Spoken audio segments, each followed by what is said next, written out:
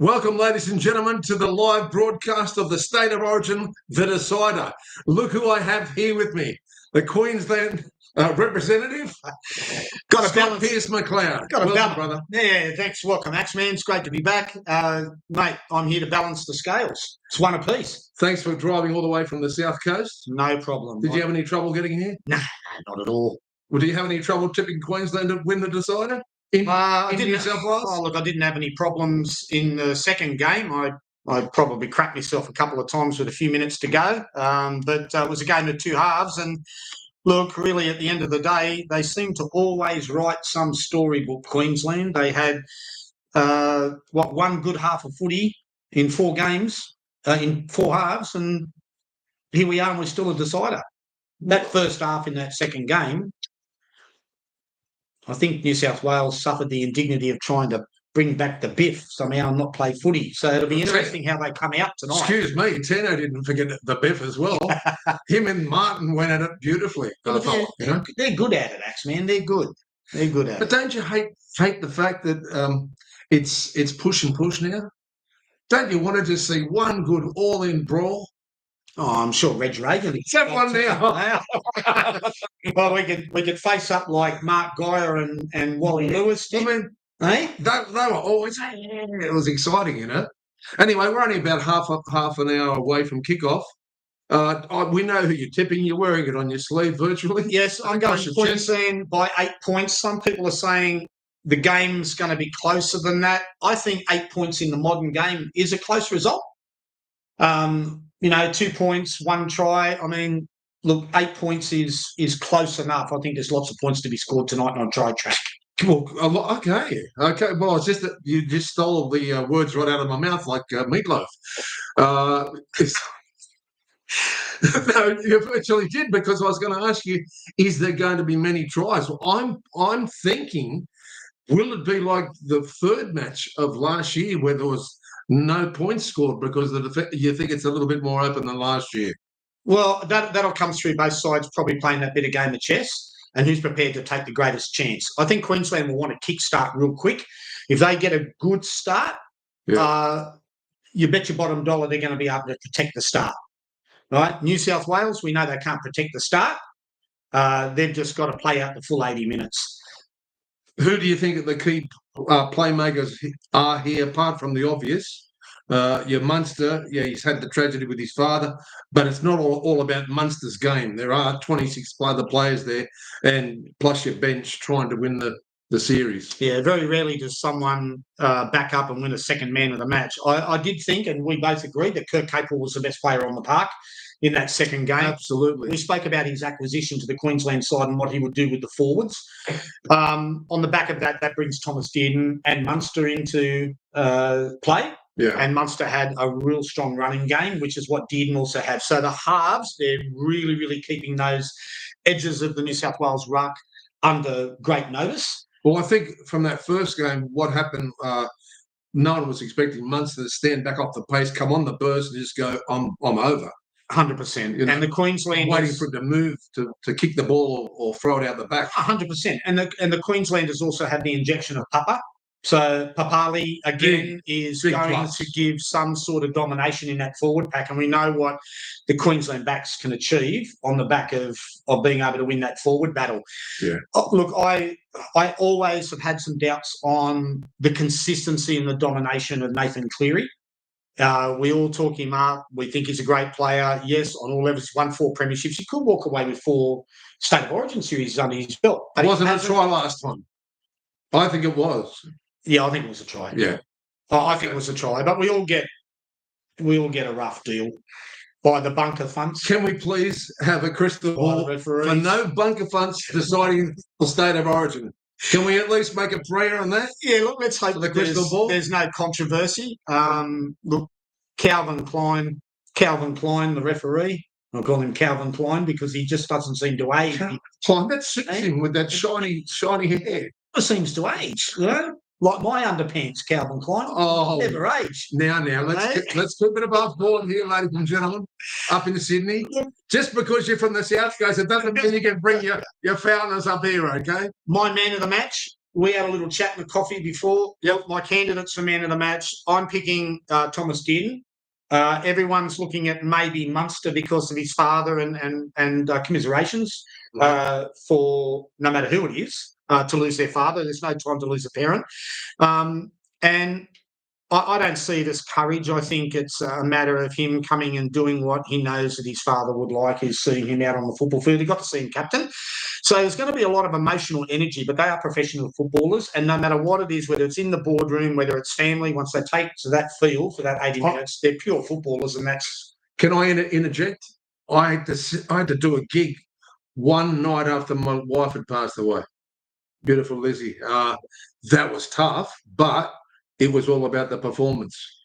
People go, "You're going to cancel? Going to cancel?" I go, "No." She'd want me to sing. Yeah.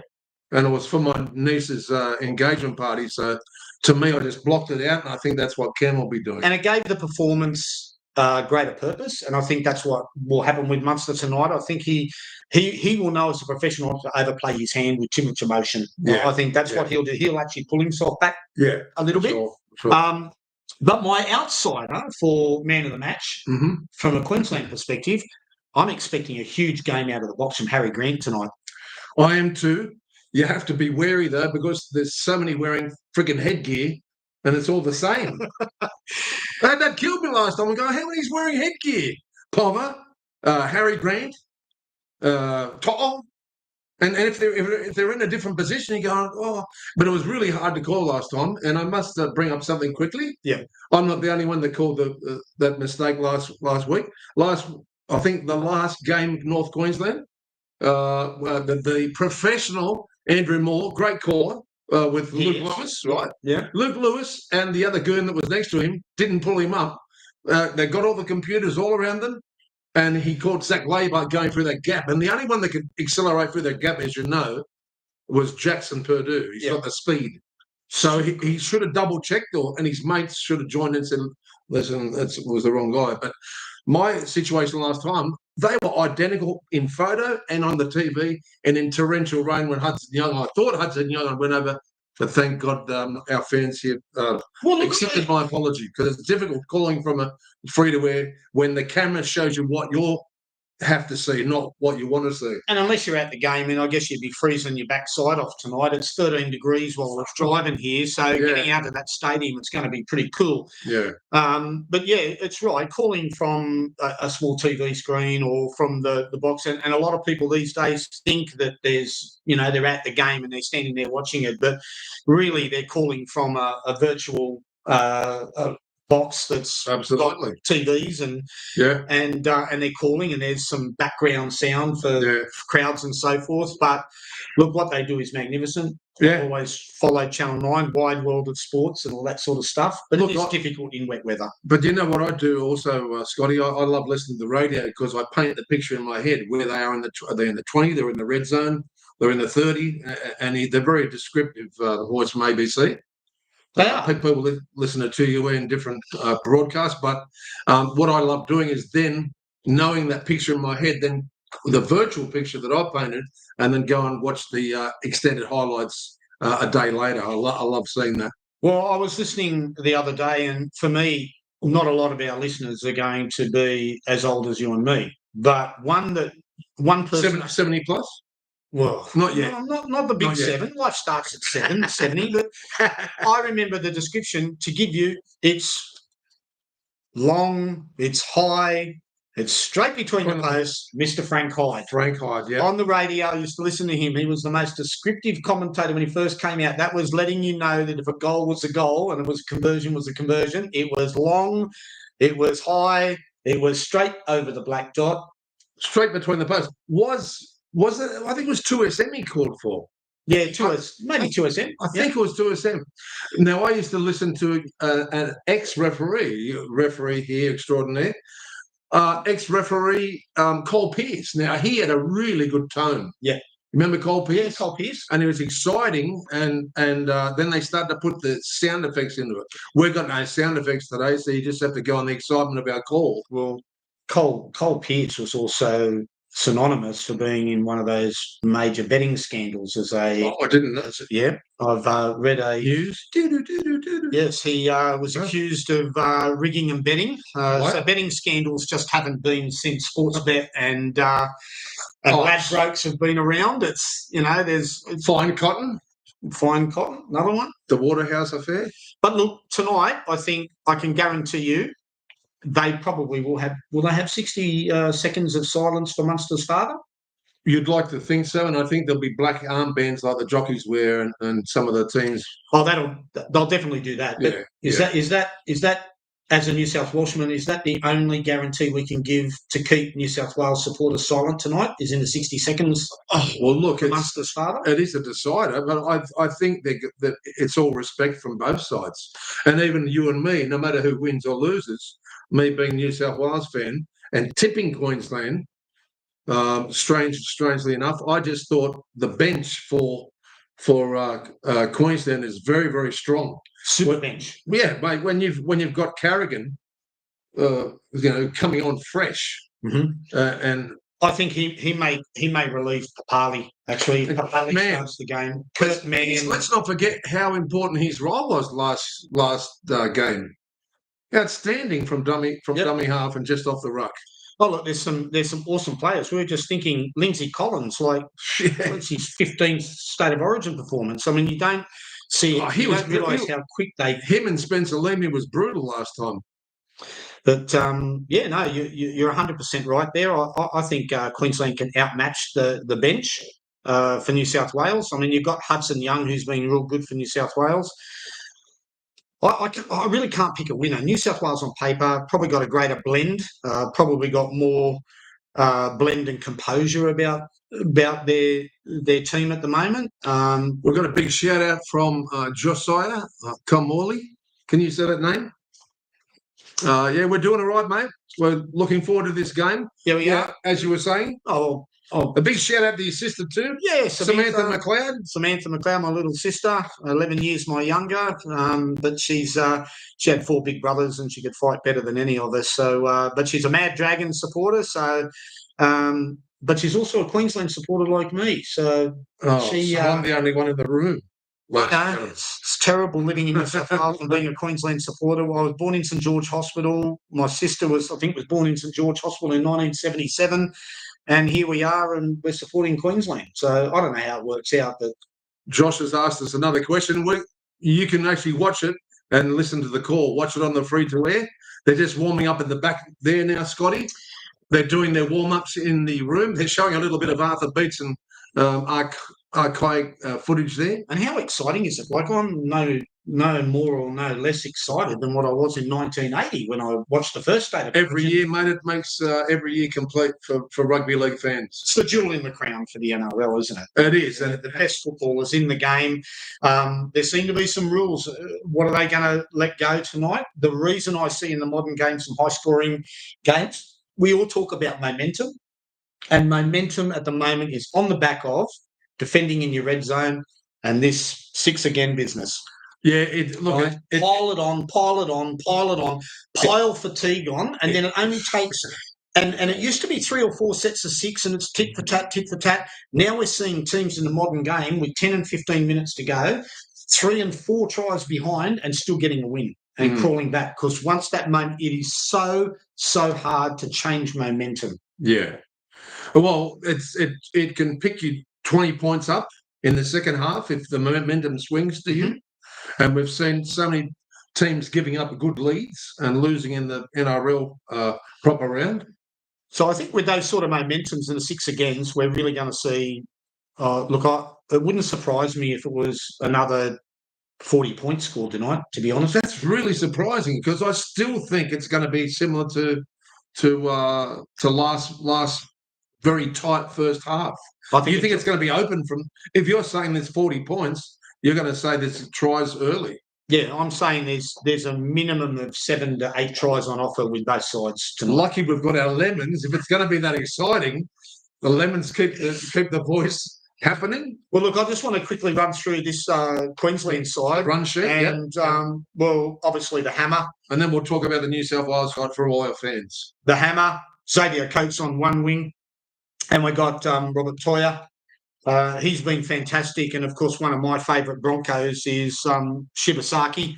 And God bless him for He's had a bit of a backstory, hasn't he? Like, he's been through so many different teams and no one wanted him. And what a magnificent he's a mature deputy year he's had from Broncos. Him and Tony Staggs have been killing it in defence, and I think he's going to have his hands full tonight with Latrell, who's been very quiet this season with the series of State of Origin. Well, he seemed to go missing in that first game, and then he come up with those two beautiful quick load passes out the top of. But he's running games nowhere. No, he's running, yeah. And you'd hear me in the call last time saying Latrell needs to run it, including Steve Crichton. And as soon as he did, Steve Crichton scored. Yeah. Look, they need to do that again. You're right. I did notice one thing, Scotty, last time, the beautiful deep attacking line of Queensland. So they got any choice of second and third phase plays. Yep. Yeah. The old deep back lines, run onto the ball. Yep. I mean, if the line speed from New South Wales was up on them really, really quick, then they just said, well, we'll adjust and give ourselves a space and we'll stand a little bit deeper. Yeah. And that's creating uncertainty in that New South Wales back line on the edges. So Valentine Holmes, he's like what Dane Gagai was over the last sort of 4 or 5 years of his State of Origin career, just that real stable, constant. Yeah, that real guard. How's he going to go on the wing, though? It's unusual for him. He's a good finisher. I don't have any problems with him, with his finishing, his goal kicking, and he is a good winger. But you don't think he's a better centre than winger, or not? No, I think Shibasaki and Toya are going to be better defensive. I think they're bigger and stronger. I've taken Toya as a rank outsider tip, just a couple of bucks on him for the one. I've had 4 try scorers for a bit of fun, but I'm expecting him to have better ball handling because they had like a 4-1 overlap. Remember last time? And he dropped the ball with a line wide open. I think he was looking at where the gap was, and he couldn't believe it. Yeah, it's big pressure. Especially for someone it's his debut, isn't it? Yeah. Yeah. And I think the service from Thomas Dearden is more accurate as well. I know. Look, Dearden was fantastic in the last match. DCE, he just came to that moment, probably one game too much in his career. Yeah. And it was a tough call, but Billy made that call. And look, Munster. I think it was the right call, bro. 100%. Otherwise, we could have been looking at dead rubber tonight. A win's justifiable in any language. And the kicking game resulted at least in 2 tries last time.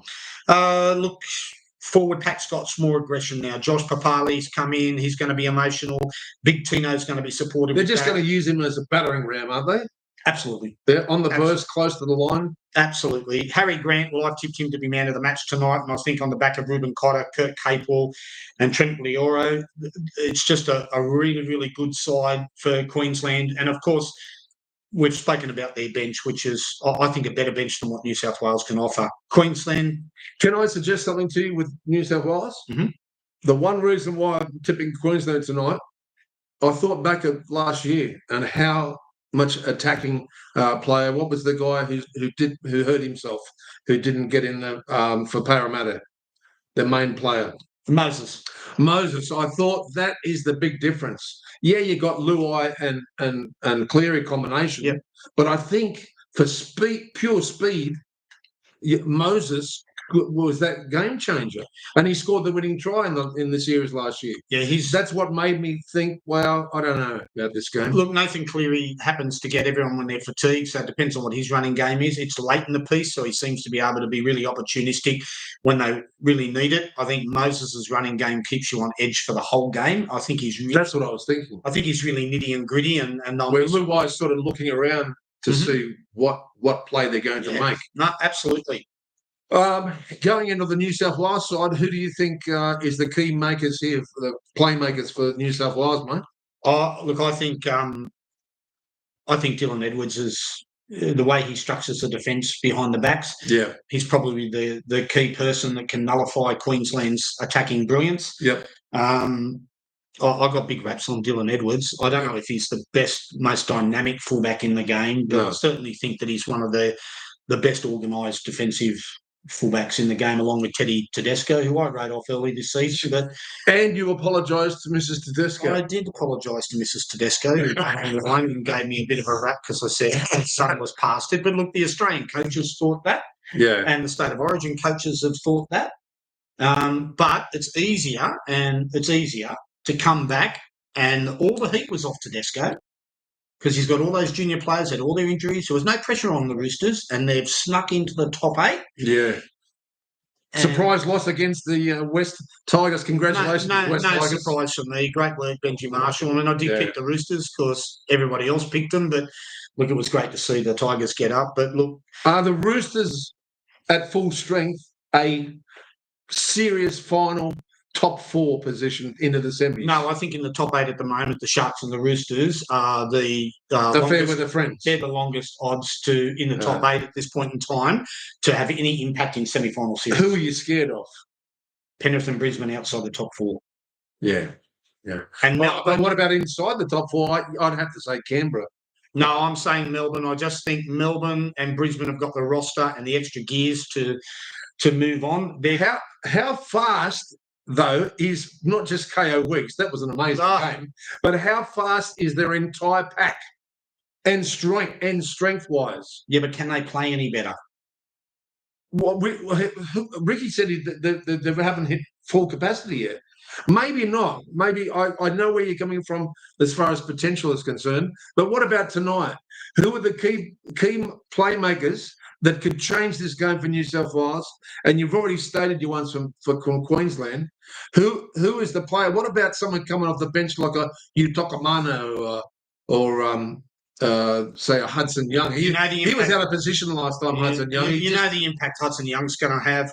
3 names standing side by side that really scare me is Payne Haas, Liam Martin, and Angus Crichton. Right, those 3 there, they can destroy Queensland. Crichton's got his work cut out though. Look, who's he facing up against there? Well, he's up against Capewell, Reuben Cotter, and Big Tino. But Payne Haas, to me, how many years has Capewell had? Like, how many Origins has he played? It's a phenomenal amount, but he must be the most experienced player on the field, correct? And he can play centre as well. That's what I'm saying. Mate, they've been brilliant. They've been brilliant, the Warriors, this year, and it's got a lot to do with him. Look, and Isaiah Yo-Yo there. He always seems to be marked in this game, in the Origin. I really can't split the 2 teams. It's probably the most evenly matched. Yeah. But look, Payne Haas, he's going to be the greatest prop forward the game has ever seen by the end of his career. Is he bigger than Arthur Beetson? Oh, mate, I'm with you. I'm with you. His engine. The more his experience gathers, who's leaving a message here? Go the Blues. A lot of Blues supporters online here. Go New South Wales. Well, they've got the ball in the change rooms at the moment. There's Cameron Munster. I'm tipping that Hudson Young was out of position last time. They didn't use him correct off the edges, and they weren't deep enough, New South Wales. They were flat. Just depends on when Ricky brings him in and what position and what rotation he's going to look at. And that's and sorry, not Ricky. I was going to say Laurie Daly. No, well, Ricky was about Ricky Stewart, but Laurie Daly. I don't know. I think Laurie Daly kind of got out coached the last game, to be honest. I know one thing. When Zach Lomax skewed one of those kicks, and then he comes out for Parramatta and gets 7 out of 7. Give me a break. Is it the pressure? Because they're playing catch-up football last time. Well, it's not my problem. He's got a blue jersey and at the time he kicks 5 out of 5. He can't kick goal. Did you see Daly's face? I was like, how could you miss that? It cost him in the end. Well, what cost him was allowing the team to go out and try and throw some bit, try and manhandle Queensland. Queensland played footy. They fell into that New South Wales. And then once they broke them apart, Queensland just carved them up. I'm tipping Connor Watson to come on and cause a little bit of issues in the middle there. Yeah, he's pretty active in that dummy half role. Yeah, I think if it depends when he's brought on, I think he could make a little bit of a difference to New South Wales. They seem to have lost a dominant 80-minute hooker, haven't they, New South Wales? Yeah, well, look, you don't like Reece Ross? No, I'm not an overly strong fan. I'd rather have Reed Marnie. Take it back. I'd rather have Reed Marnie in the New South Wales. Look, I think he'd be more damaging I can't believe what's happened to Paul Reid at Canterbury at the moment. It's not good. When you saw him on the actual in the change rooms, he wasn't happy being taken off. Toby Sexton going to the Dragons. He's with the Dragons now. Oh, there's news, folks. I saw he's really with Dragons. Toby Sexton signed with the Dragons. That's who they need. Someone like that. You know, I thought their 6 and 7 have been quite weak this year. Oh, you're on the Flanagan band. I'm not as well. No, I'm not. I just think he's very hot and cold, and it's nothing personally against him. And there's Phil Gould giving his expert opinion on the free-to-air TV, which we'll be calling from today. He is an expert, isn't he? He is an absolute expert, and he's an expert at getting teams to defend. He started out at Penrith. But someone brought up a very interesting stat about his win ratio, and it wasn't that great of winning premierships. Well, it's Wayne Bennett and Bellamy, and they're still saying Bellamy's probably the greatest coach ever. But look, when you look at international state of origin, Wayne Bennett's just...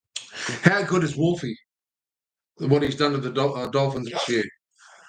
Look, and he's cool, calm, and collected, isn't he? There's a little bit of a sleepover with the Dolphins from what Wayne Bennett did to set him up. But look, again, geez, they've been scoring some points. They're amazing. Great to watch. Great to watch. Entertaining. Great for the game. Yeah, I think so. But they're similar to Canberra, but even more elusive. Yep. Especially with the hammer in there. Okay, so we're not that far away from the call now. How far are we away? We're only about... is it 8:05, the kickoff? Yes. They're still milling around in the change rooms at the moment, and we will bring the broadcast to you. So if they have the 60 seconds of silence for Munster, his father... You keep on bringing this up. This is interesting. Look, it is important, and I think it will happen. There's moments in the game. If they do that, you know what? And I spoke about this on our first ever podcast, that when there's 60 seconds of silence, it just reminds me of Skull. Skull from St George in that Anzac Day match at Connor Jubilee Oval in the 1980s, where it was pure silence and Skull yelled out in the middle of all that silence, "Let the war begin." The guy had a lot of mental issues. You realise that, don't you? He threw someone out of a bus because he didn't like them. I can't help myself. Every time I hear silence or someone singing the national anthem and it gets to that little moment of silence in the whole crowd, all I hear ringing in my ears is Skull going, "Let the war begin." Would you catch a bus with Skull up the back there? Wearing a St George jersey, I would. If you were wearing a St George jersey, yeah. In all the years, saw him offend any St George supporter.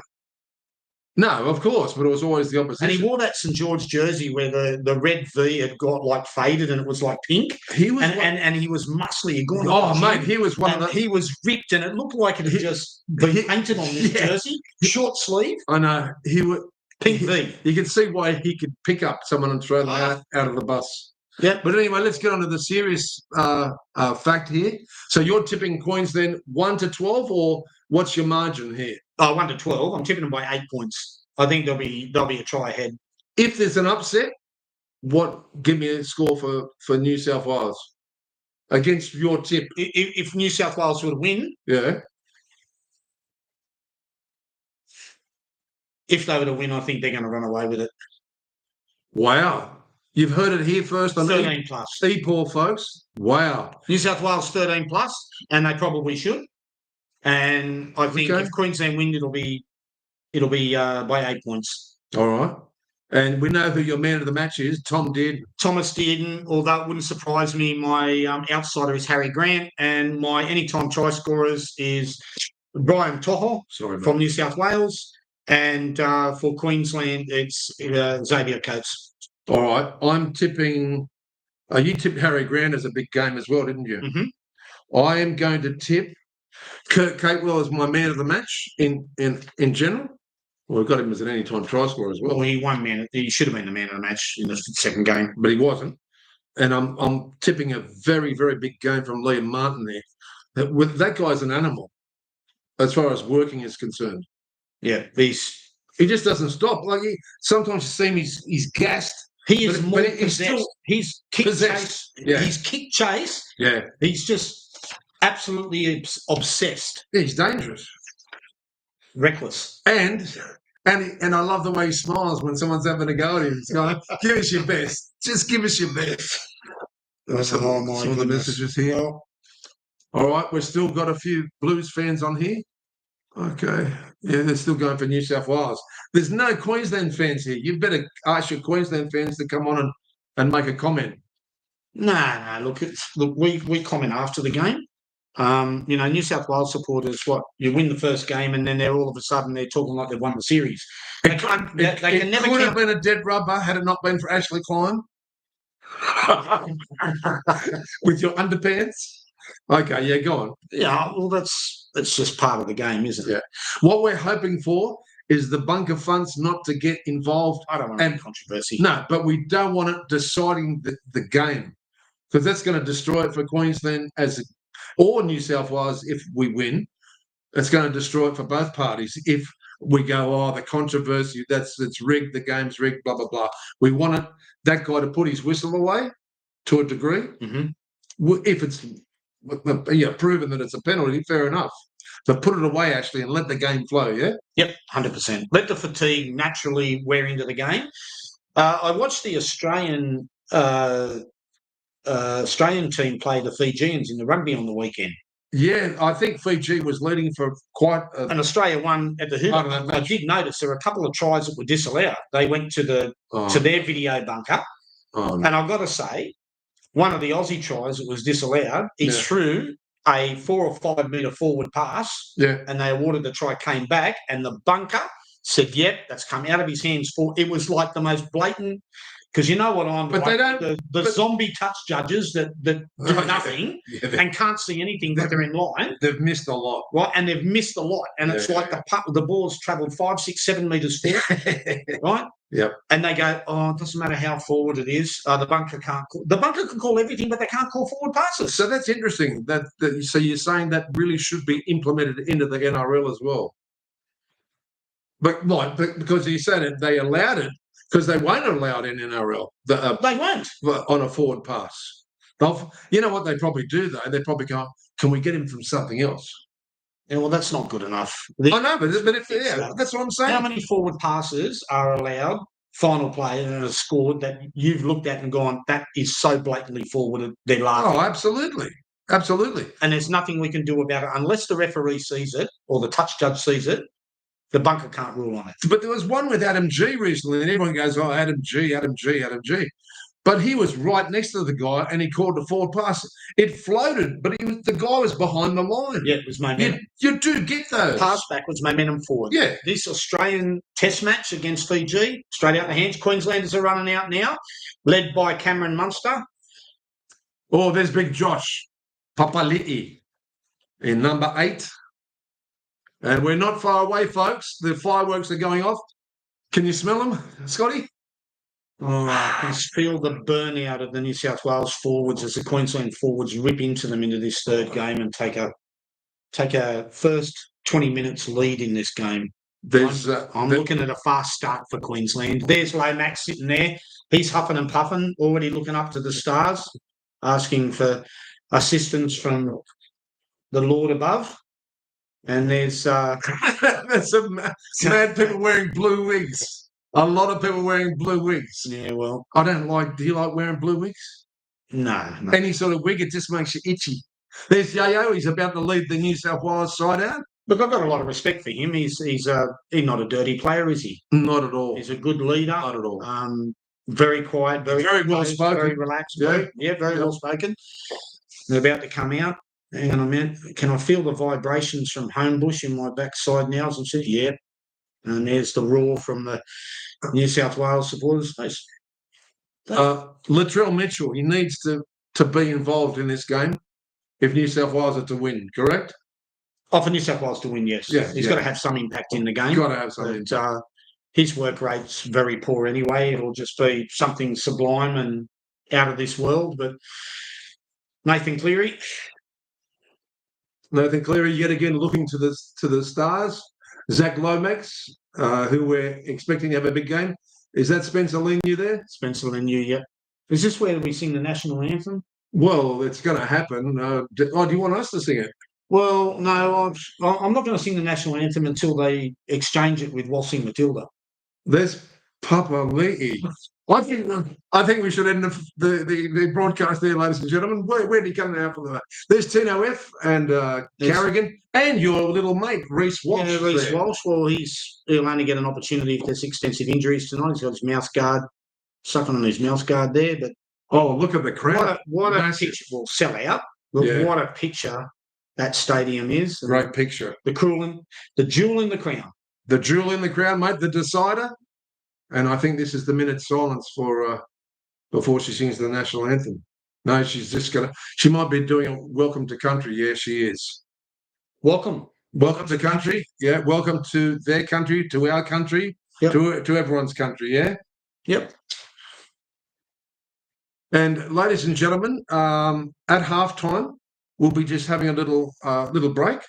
But Scotty will be back from his toilet break and he'll give you his summary and I'll join him and we'll talk about how the match is played out and who can win and who can lose.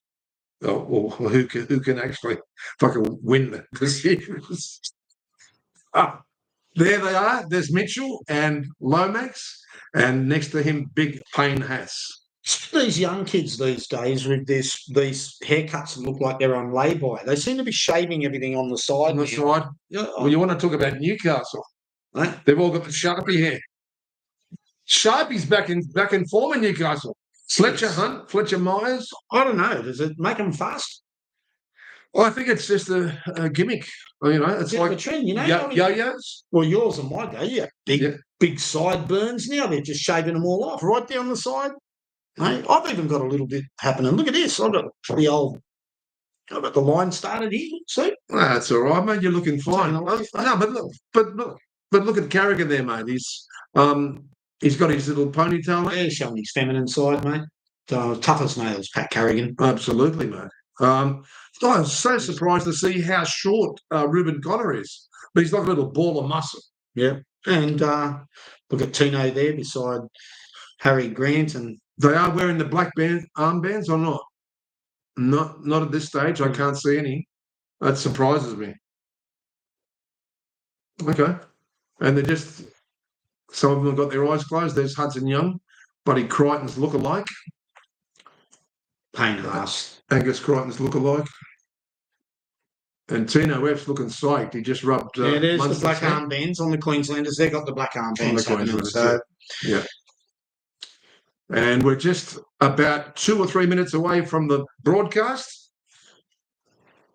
Steve Crichton looking really, really pumped. He's giving his last instructions there.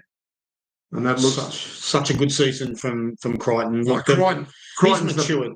He's the best centre in the game, no doubt. No doubt. And he needs to also have a big game. And they're round huddle now. It's Cameron Munster's giving his last instruction as captain. Harry Grant. Is he going to wear the headgear tonight? Because that really threw me off last time. There was about 5 or 6 players with headgear. Well, Lindsay Collins, your Nick Nolte lookalike. Rich man, poor man. Yep. Yeah. But is he going to be a rich man, poor man tonight? I think he's an outstanding player. He had a cracking game last time. Him, Ruben Cotter. They got some muscle in that Queensland forward pack, but this is going to be such an exciting game. Isn't it a shame that Bradman Best with his hammy, we're just about to get kickoff here? He's making sure all the players are coming out of the huddle. We're close. It's a shame that Bradman's not getting the run. I would have really liked to see his impact, but he's still getting over that hamstring. But he's the last reserve there for New South Wales. All eyes on Munster, the captain. Payne Haas there. New South Wales kicking off to Queensland. Queensland to receive. It'll be interesting to see who they kick to. And we're away. Kick off the New South Wales down under the Queensland. And the camera's so far away. It's big Josh Papa. Papa's taking the ball and he's driven back. He's taken up to the quarter line there. 3 in the tackle. Payne Haas strong there. Tino backing up with a second run. Packs a 3 by the Blues. Always high energy early on.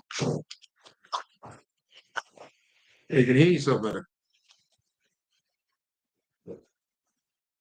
You were looking at the fourth. Good run. Fourth tackle here. And yes, he's got the headgear on, Harry Grant. He's offloading from dummy half. And Big Tino again for his second hit in the 6. Geez, the ground's in fine fettle. Yeah, it's been dry. So, and Munster with a deep kick down to Dylan Edwards. He'll take this on the full. The kick chase is pretty solid from the Queenslanders. And again, Papali drives the shoulder in with the help of Thomas Dearden. And Ligero. Brian Tohol with a good surge there. Again, taken easily by Harry Grant. Harry Grant's wearing the purple or the maroon headgear, which makes it a lot better to see. Yeah, it's a real tough game of chess, these early confrontations. It doesn't look like anyone's making any progress. Queensland got 4 in the tackle this time. Kirk Capel was in there, Big Tino, Cameron Munster. A little bit of a shift with Payne Haas coming back into the ruck area there. Solid defence. Bit of game and chess here, back and forth. And we're up to the halfway. The kick goes in. There was a real poor pass to Nathan Cleary this time, which made it easy for the Hammer to take the ball, and the Hammer's straight into the forward pack there for the New South Wales guys. Isaiah Yo-Yo and Xavier Coates. So we've got all the back 3 for both sides, just trying to gain that advantage. Absolutely, an arm wrestle. It's got to wait for the first mistake to come from whoever's going to be. New South Wales looking powerful, driving back again. Payne Haas with the help of Nathan Cleary and Reece Robson. Trent Liero takes it up to the 30-metre mark, then beyond, under the 40. That's Josh Papali'i. Just trying to dominate each other in the forwards here at this point in time. And they're at the halfway mark. The kick goes in, and it's Thomas Dearden with a big kick, but there's no pressure. And Dylan Edwards takes it up. Oh, what a hit.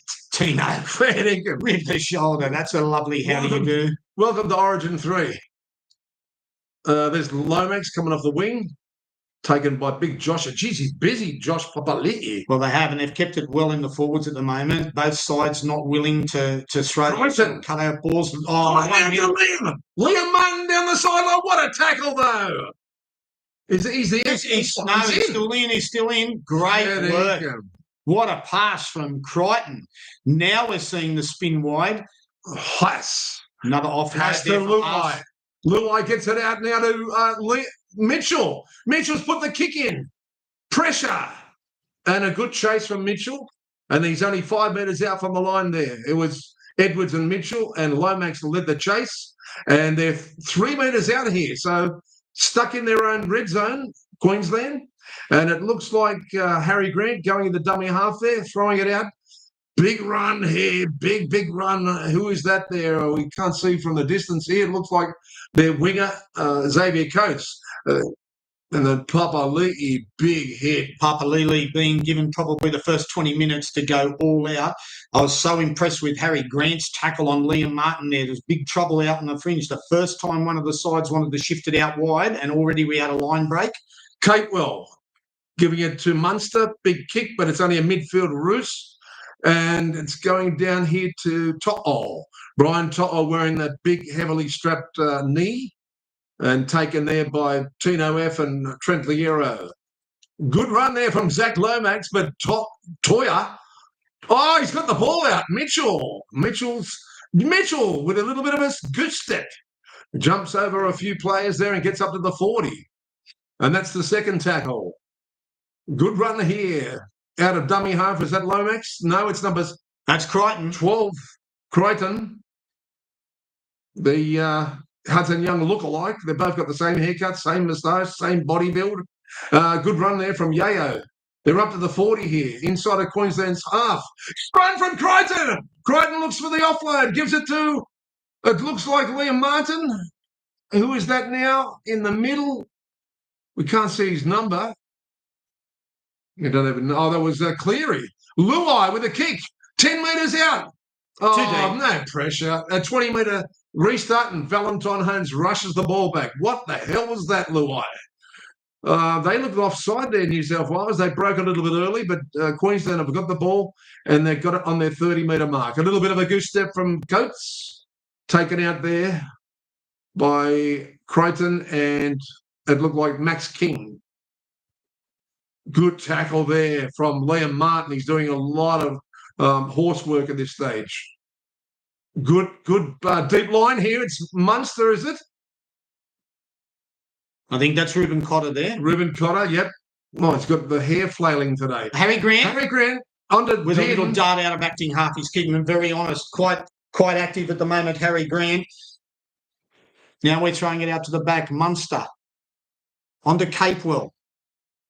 Go. And Capewell's strong. Just outside him.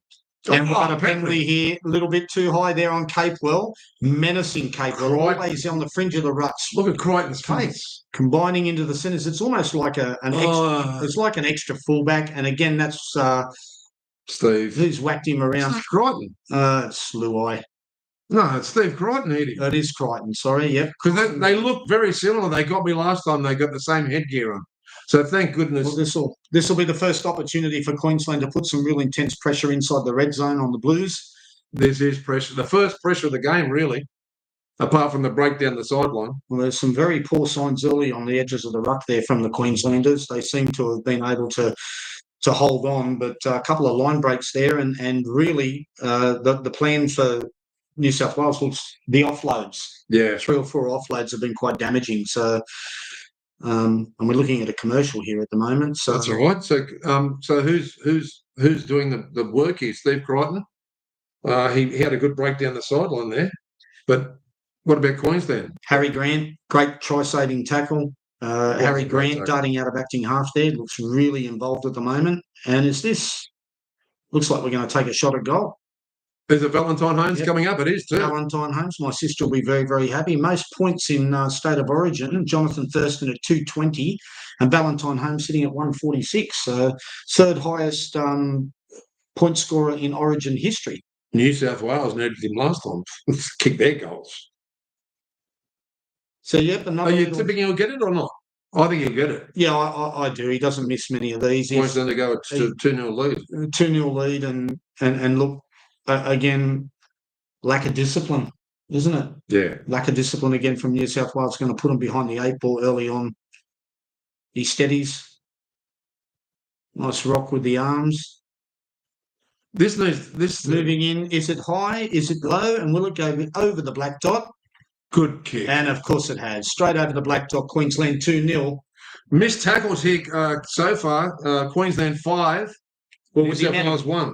Well, that almost they missed 3 tackles in the space of that set of 6 where all those offloads came. So they're certainly dropping off like flies, and the fatigue after the first 4 or 5 sets of 6 certainly was evident. So 2-0 Queensland, good start for the Queenslanders, and like I said, the Queenslanders, they'll take every point that comes their way. Well, every point's a winner. Every point's a winner on e-ball. Don't forget your lemon if your voices. We're about to go for the kickoff here. You want to continue on or not? No, I'm right. I can support you. It's Blues down 2-0. Okay. Let's see what Queensland come up with here. Big Josh Papali'i takes it up over his 20. Out into the ground there by Crichton and Latrell. They're heading up towards just the edge of the red zone. And a little bit of a face massage from Young. Get off him. Now. Hey, Cotter. Blues laying all over him. Want quick roll balls. Good slam there from Payne Haas on Big Tino. Payne Haas, super strong defence. Hasn't Papali been involved? Papali's been outstanding for the size of the man. And they're nearly up to the 40-metre mark here. Just about a metre short. Just got over it now. Capewell, and that's the 5th tackle. Harry Grant calling for a bit of room here. And Dearden in with the long kick. He's gone to the left, but there's no pressure here. An easy catch for New South Wales player Zach Lomax. Edwards comes in and pushes him another metre forward. Interesting. Brian To'o pushing it up in the middle of the field. They're not going that far. Good defence from Dearden. And also, it looked like Toya there. He's a tough player, Thomas Dearden. Right tackle for a half-back. Call there on Big Josh again. Gives him a bit of a facial massage, Angus Crichton. And they're not quite at halfway here. It looks like Edwards That's the fourth. They haven't made the ground that they usually make. They're not standing that deep, New South Wales. I don't know whether you've noticed that, Scotty. Last tackle. 40-metre gain. Last tackle. Ball's up high. Kick up into the red zone. Again, too deep. No pressure.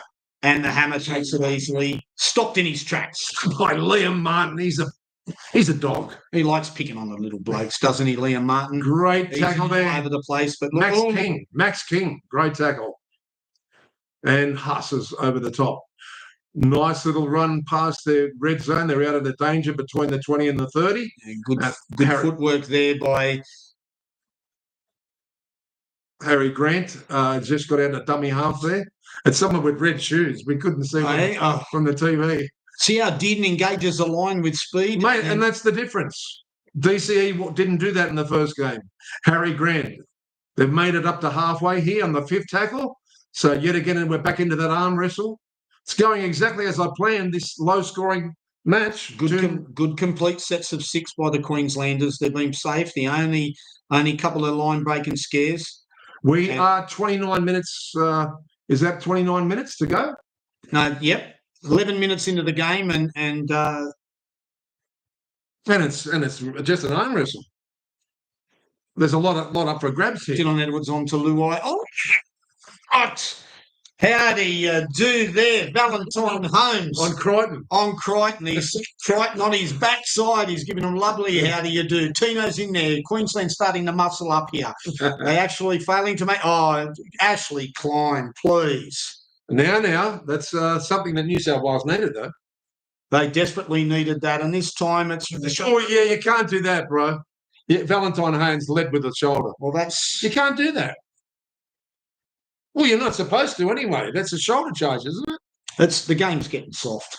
That's we see it as soft. Much to rally his troops. Let's see how good the Queensland defence is here. Penalty on the halfway. Queensland defending. Payne Haas takes a few short paces. Not as much momentum post-contact meters as he would like there. They're at the 40. The first hit up Robson at halfback. And what have we got here? That's Crichton. Crichton again. Payne Haas. Sitting back there, taking a breather. Short ball, Dearden. Oh, great wrap on Dearden. Jeez, he's a He run the cutout, mate. Huss run the cutout. Got in behind him. Now they're stretching him. Out to Dillon. Oh, quick pass, and it's been knocked down by Queensland. It'll be 6 again, and that's a forward pass, but he'll let that go, as they always do. We had a chat before the game about forward passes, so disrespect those. Goes to Luai, on to Crichton. Oh, nice pass. And that's a forward pass again, but Dillon will continue to play on because no one saw it. And Dillon takes the tackle, and Harry Grant again effective with Thomas Dearden. Geez, those two boys are doing a lot. Oh, blindside shift here. Little grubber kick through. Looking for Toto. And the hammer passes the ball into the crowd, and he plays the safeguard there. That was the first bit of excitement for New South Wales. It seems to be a little bit kick happy. Was that Mitchell? It was there. Latrell Mitchell highly involved early on with the kick game. Well, yeah, but the trouble with Mitchell, he does something really average and then something brilliant. Well, he got the desired result there, but the hammer too safe, so there was no risk of a try there at all. The kick was too deep, but it's keeping them on notice. Well, they've gone for the short drop out here. Back to New South Wales, but they're back to the 30-metre mark here and looking for ground there. It looks like Zach. Is that Zach Lomax? Now, here we go. Carrigan's coming on. Carrigan on the sideline, ready to come on, and it'll be interesting if Papali gets a little bit of a break. He's had a great 20 minutes, 14, 15 minutes, but... In the red zone now, Reece Robson. New South Wales pressing. Cleary goes a little bit of a switch back to the left. I think they've got to go right. Reece Robson's calling it from dummy half. Edwards, Crichton, Steve Crichton. They're inside the 10-metre mark. Bit of pressure, the first bit of pressure that Queensland have had to withstand here. From Crichton, is it? Or it's Max King. Defence is solid, 5th and last. I think it was Max King. We can't see from the angle. Queensland up quick. Crichton. Oh, that's another loose ball. Hang on. Oh, he's got the ball. What's he calling here? Knocked on by New South Wales. I'll tell you what, there was lots of pressure there from the Queenslanders. Changeover. Yeah, great line speed from the Queenslanders. put real pressure on the passing game, and it looks like that's a tactical plan from Billy Slater. Oh, I think New South Wales have got to stand deeper, bro. Well, they're going to have to adjust because the line speed of the Queenslanders at the moment is very, very strong. And as a result, it's putting a lot of pressure on that cutout pass, and the New South Wales backline is not as effective. I think there's been a little bit of a hiccup here, the referee. Why do they not let them take quick taps and quick It drives me crazy. It does. They get on with the game, but now he wants to take it back and start all over again. First hit up, Queensland on one. There's Big Josh. Josh Papali had a break, and we got Carrigan. What a substitute to bring on. Carrigan. Not bad. Said the bench for the Queensland is very strong as Carrigan. But there's his first run. Takes his first run. And now we're going to swing it. It's Cameron back into... They're a little bit flat, Queensland, at the moment, though, Scotty. Yeah, that was Shibasaki there. He had his first touch, another offload by Queensland, but well held by Dearden. Dearden throws the dummy, goes through. There's a break there. What a Queensland Cotter on the fly. Oh, it's bad. back. Is it a knock on? No, it wasn't. Touch on New South Wales. It's at 6 again. Oh, Munster taken by Munster gets wrapped up by Toho. Geez, early attacking signs there. Big Tino now dominating forward. Don't get rid of the ball. It's fourth, so it's a restart. No restart. Fourth, 2 to go. And attacks the line and gives it to Shibasaki. Shibasaki an offload. Goes to Thomas Dearden. Thomas Dearden onto Harry Grant. Harry Grant out the back door, but it goes straight to Dylan Edwards. What's he doing? So Dylan, and he was never there, never onside, and we got another penalty here going to Queensland because the player was held back in back play without the ball. Well, let's have a look at that.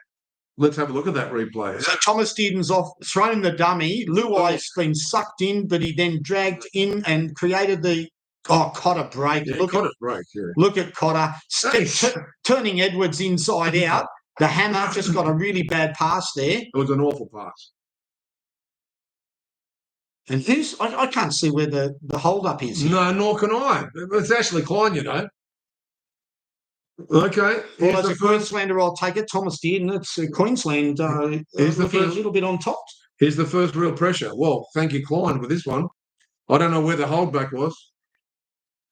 Well, I'll tell you what, the best 2 players on the field at this point in time have been in defence for Queensland have been Thomas Dearden and Harry Grant. They have been all over the New South Wales Blues. Carrigan with the first hit up, hits the 10-metre line. He's got chalk all over his Guernsey. Harry Grant. And another push through the centre, just centering it up. 13. Carrigan short on the line. There's no way through there. Pass again, his teammate, just around his legs, compressed there on the line. Harry Grant throws a dummy with the decoy runner through, and Big Tino trying to push his way over, but Crichton wrapped him up with Robson and Yo. Dearden hits the line out the back to Munster. Munster with a cutout pass. The wingers come in, and we've got his coach is in. And what's that winger doing coming in there too early? And Queensland has drawn blood straight away. Xavier Coates, who was my anytime try scorer for the Queenslanders. And that's 1 point to Scotty. But who came up? Someone came up to put pressure on him. I believe and he just created the overlap. Yeah, and was it? Let's have a look who that was on the replay. He just caused a massive overlap. Bad call there. It was the guy inside of Crichton. Well, Dylan Edwards, he Oh no! It was the Superman, Superjaw. He's not. Shibasaki is shaken off 2 Blues defenders. Yeah, but I'm blaming that. I'm sorry, Scotty, but I'm blaming that on the Nathan Cleary, because he's the guy that came up and he had no contact with Steve Crichton. Well, so Steve Crichton's left the gap trying to go, well, I've got to get both of these guys. Panic stations and Shibasaki strong there, getting through 2 defenders and offloading in. And that's the 6 try and 7 Origin games for Xavier Coates. And for any time try scorers, that's a great win. We're looking 6-0 Queensland on top. Was that Lomax who came off the wing and didn't stop him? It was Lomax. It was. Oh, man.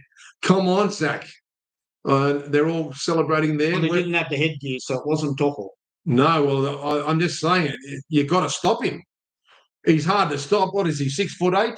And Dylan Edwards, brave attempt, but what a great touch from Shibasaki.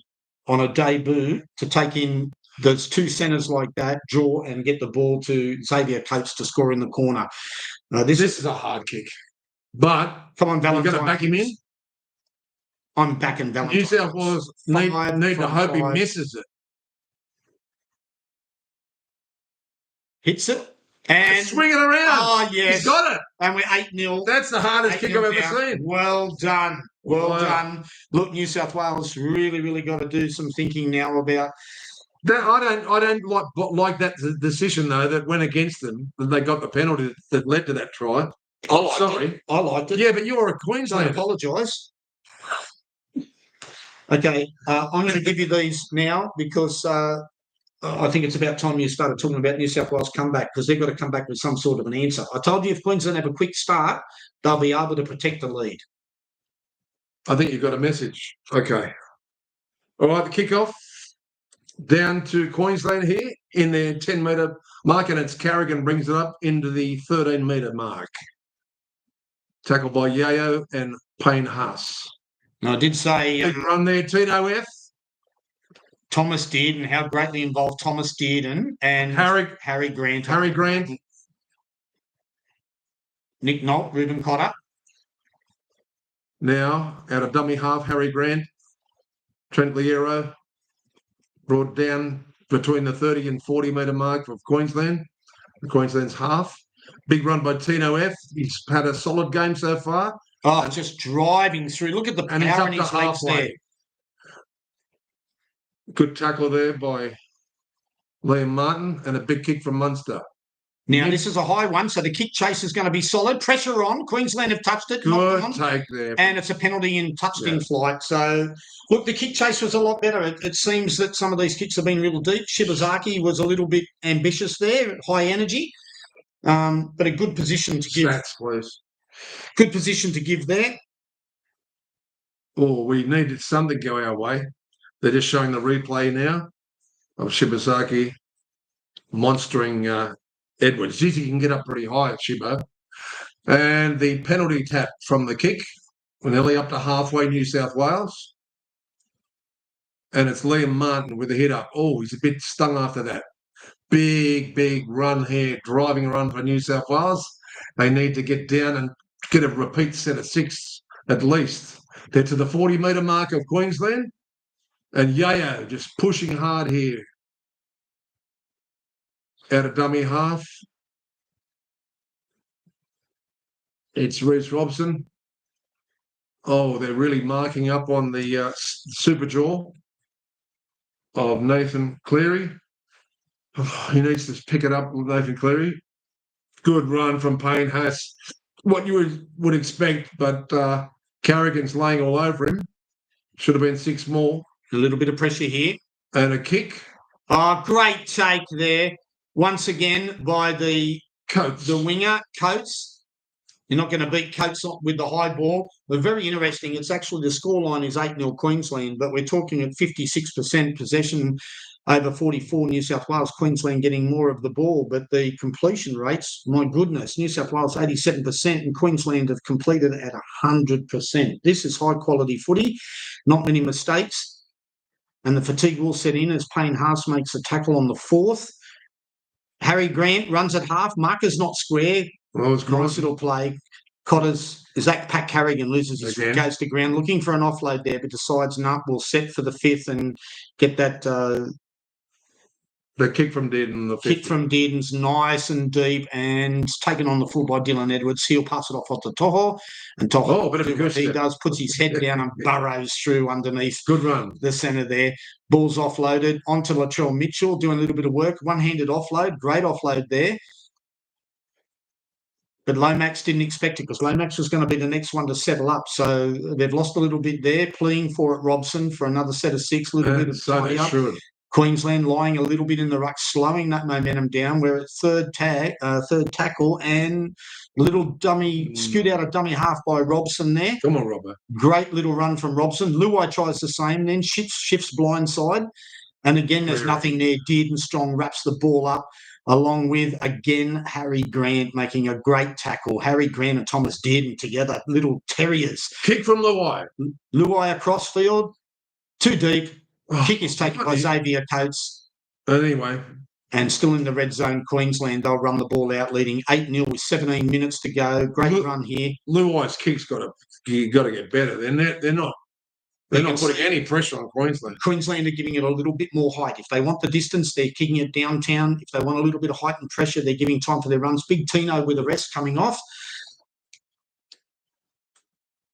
And again, another nice tackle there from great tackle from Spencer Lee. Okay, again, look how active Harry Grant is out of acting half. He's had his post-contact meters and runs out of dummy half shooting. Munster early, gets the ball early, puts this big deep kick down for Dylan Edwards, and Queensland will just hold a straight line and push him to ground.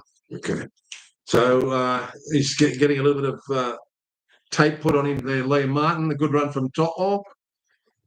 So far, we're back into the arm wrestle again with an 8-0 lead to Queensland. It's just very, very solid defence, leading 8-0. And they're nearly to the 40-metre mark here on the third tackle. There's a bit of a hit up there from one of the replacement reserves. Just got a message from my sister Samantha saying, "Let's go, boys, Queensland." She's excited. Luai gives it out to Mitchell. Looked a little bit forward, that pass. But he's let it go. Kiri, high kick. Pressure's on. No chase, not good. No pressure. Again. Mate, these kicks just aren't good enough from the Penrith duo. An ex-Penrith duo. The Queensland backs are looking... Toya, sorry. Toya. Yeah. One could get confused. Hey, Toya. Okay, we're up to just to the edge of the red zone. Queensland caught down here a little bit this time. Shibasaki, is it? No, that's Kurt Capel, your man of the match prospective. Dummy half, Harry Grant pops a second phase play onto Ruben Cotter. No, that's Collins. Lindsay Collins. He's on now. No, he's on. 15's on, yeah. Yeah, 15 got the run. Not great yardage there from the Queenslanders. They didn't win that forcing back. We've got Latrell Mitchell. He's probably going to have a run out of half. No, he offloads to Toho. Good defence so far from Queensland, Scotty. And they're up to the 40-metre mark. That'll be Lomax there, yeah? Nearly to halfway. And they're not doing much, New South Wales, at this stage. We're up to the fourth tackle. Pushing hard is Steve Crichton. He's getting every inch he can. He was dragging Capel. Gets it out to Cleary. Cleary with a hospital pass to Crichton. Well, this is impressive line speed from the Queenslanders out wide. As soon as it looks like New South Wales is going to shift, they're going to go high with another kick from Cleary. Oh, Liam Martin's been taken out of that. He didn't notice it, though. What a run by Coates. What a run by Coates. No, he cleared it. I saw Ashley Klein spread his arms. He said he was happy with that. Oh, he spreads more than he's freaking up. Okay, we've got Queensland on a roll now. Third tackle coming up. Around the bootlaces there was Crichton once again. Geez, he's a workaholic. Munster shows the dummy. Down deep to Dearden. Dearden onto the hammer. Hammer onto Toya. Good run, Toya gets dragged down. He looks like he's going to drag in, but he got an offload into the hammer. The hammer's gone through. Passes inside to Dearden. Dearden's Go Dearden. Go Dearden. And Dearden is away under the post, and Queensland are looking very, very ominous here, Al. Very ominous, the Queenslanders. Can I say something? That's one apiece. Well, look at that. And it keeps our four-legger alive. They are shell-shocked, New South Wales, at the moment. The shift. Great ball. What a ball out the back door. From Toya, and it's picked up by the Hammer, who was sitting deeper. Pass from Hammer straight into the breadbasket. Into the breadbasket of Dearden under the post, and I'll tell you what, it's going to be 14. This is a slow-mo here of Dearden. Look at his face. And he's got money written all over it on my money. I'll tell you what Thomas Dearden is. He's no DCE, is he? I love him. I said at the expense, and there's Billy Slater there going, go you good thing. Yeah. Hammer. Some of his passes, I have to say, he's a sensational player. Well, The speed, it was a torpedo pass right into his bread basket. Yeah. You couldn't get a better pass than that. That was Remember the Rex Mossett where he used to pass it through the target? For Commonwealth Bank? He would have got the main target right through the gut. I just can't believe it was out the back door there. The New South Wales defence looked like they'd snuffed that out and dragged him over the sideline. But when you've got impact players who can pick up and scoop a ball like the Hammer did then, and then be able to have a support player like Thomas Dearden, who's always alive for the unexpected, Queensland, we've got a kick in front here. They're going to lead 14-0 out with 12 minutes to go. Yes. And if New South Wales don't put some points on the board, it's going to look ominous for the New South Wales. I think Laurie Daly will want to reset at half time. Yeah, well, he's going to have a good talk to him. You call the second part of the next since Queensland are leading. I tell you what, I love the fact that Toya had the sensibility to throw it back inside because he was definitely going into touch. But it was more the creativity of Hammer.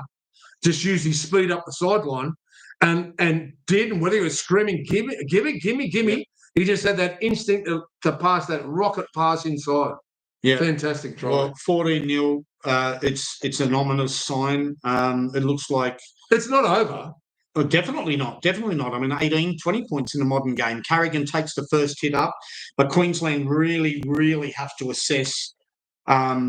11 minutes left. Sure they can shut out the game plan at the moment. Line speed is great in defence. Thomas Dearden and Harry Grant, best two players on the field so far, having the greatest impact. So far. Lindsay Collins, another punch up there. Capewell was anxious to have the next run. Harry Grant had half, offloads. And again, Liam Martin's looking gassed, though. He is looking gassed. And again, this is what we talked about, the Queensland bench being stronger. Straight into the back, goes into a hands bounce rebound into the Queenslanders. Wasn't played at. And this will be fifth tackle. So you're seeing Munster kicking on the fourth tackle early. And now they get that second opportunity and it goes to Dearden and he's putting a high kick up with the midfield. And here he is, midfield, putting pressure on. New South Wales let it bounce. Idiots. They've let it bounce and it's gone to the ground and Dylan Edwards gets wrapped up. Nice and easy by the Hammer. Toho, I'll tell you what, they're tiring the back three from New South Wales. New South Wales have they got their hands on their hips, mate. They are. They got their hands on their hips. They're gassed. Puffing and gassed big time.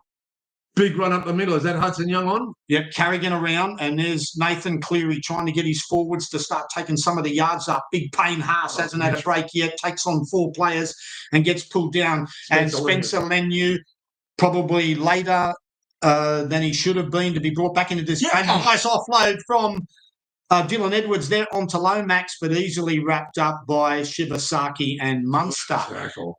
Again, look at this, the difference in the kicks, just a deep kick. No pressure. No pressure whatsoever. Nice take from the Hammer and the back three from Queensland. Again, even though it's closed up with a completion rate of 100%, you need to put more pressure on this Queensland back three, and they're not doing it at all out. Well, I've got pressure on the back three. I've got something to say at half-time, I'll tell you. We're only about 10 minutes away.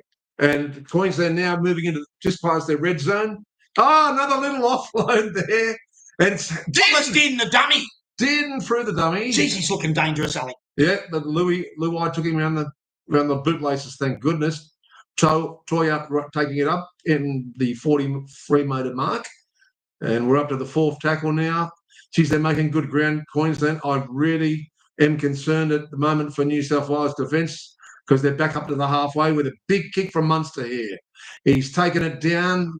Not that much pressure, though, for Edwards. Oh, look at the kick chase there from Capewell. Good run from Edwards. Puts an ankle tap on Edwards and makes it easier for Shibasaki and for Lindsay Collins to wrap up Dylan Edwards on the first. Lomax not doing much at this stage. Who is doing much? They're relying on little To'o, and they're running up to the 30-metre mark. And Spencer Leniu now comes on. Let's see if he has an impact, because some of the forwards are looking gassed. Crichton's done a lot of work. He's looking gassed, taken by Carrigan and Trent Liero there. And now the kick on the 4th, an early kick. Is that from Cleary? It goes right down. Maybe it was a release of pressure kick, but right at the bottom there, Hammer gives it out to the guy with the red boots, who happens to be Valentine Holmes. Remember, we're looking for those red boots before. So now tackled there by the Super Jaw, and a great tackle from Yo'o, his old teammate. But We're back into the arm wrestle again. Well, Queensland are resting their laurels on a lot of work from their centres as well. The work rate from Shibasaki and Toya after the back three in each set of six getting out of the red zone and making too much yardage over the Blues. Okay. Another scoop from dummy half from Harry Grant. And again, Capewell menacing on the edges of the ruck. Capewell damaging. Big kick from Munster. And it's down to Edwards again, is it? No, it's Toya. Tackled there by Liero and Dearden. They're just settling out here. We've only got 7 minutes left, and New South Wales would like to go over, but they're not going to score from here. They just have not got enough inventiveness, and that comes from not having Moses for starters or Bradman Best to get him out of the crap. So, okay, we're nearly at half. Oh, late pass from Mitchell. What's going on here? A little bit of a flat pass. Edwards takes it just over halfway. Nothing's happening for New South Wales. Collins with a good tackle there. Lindsay.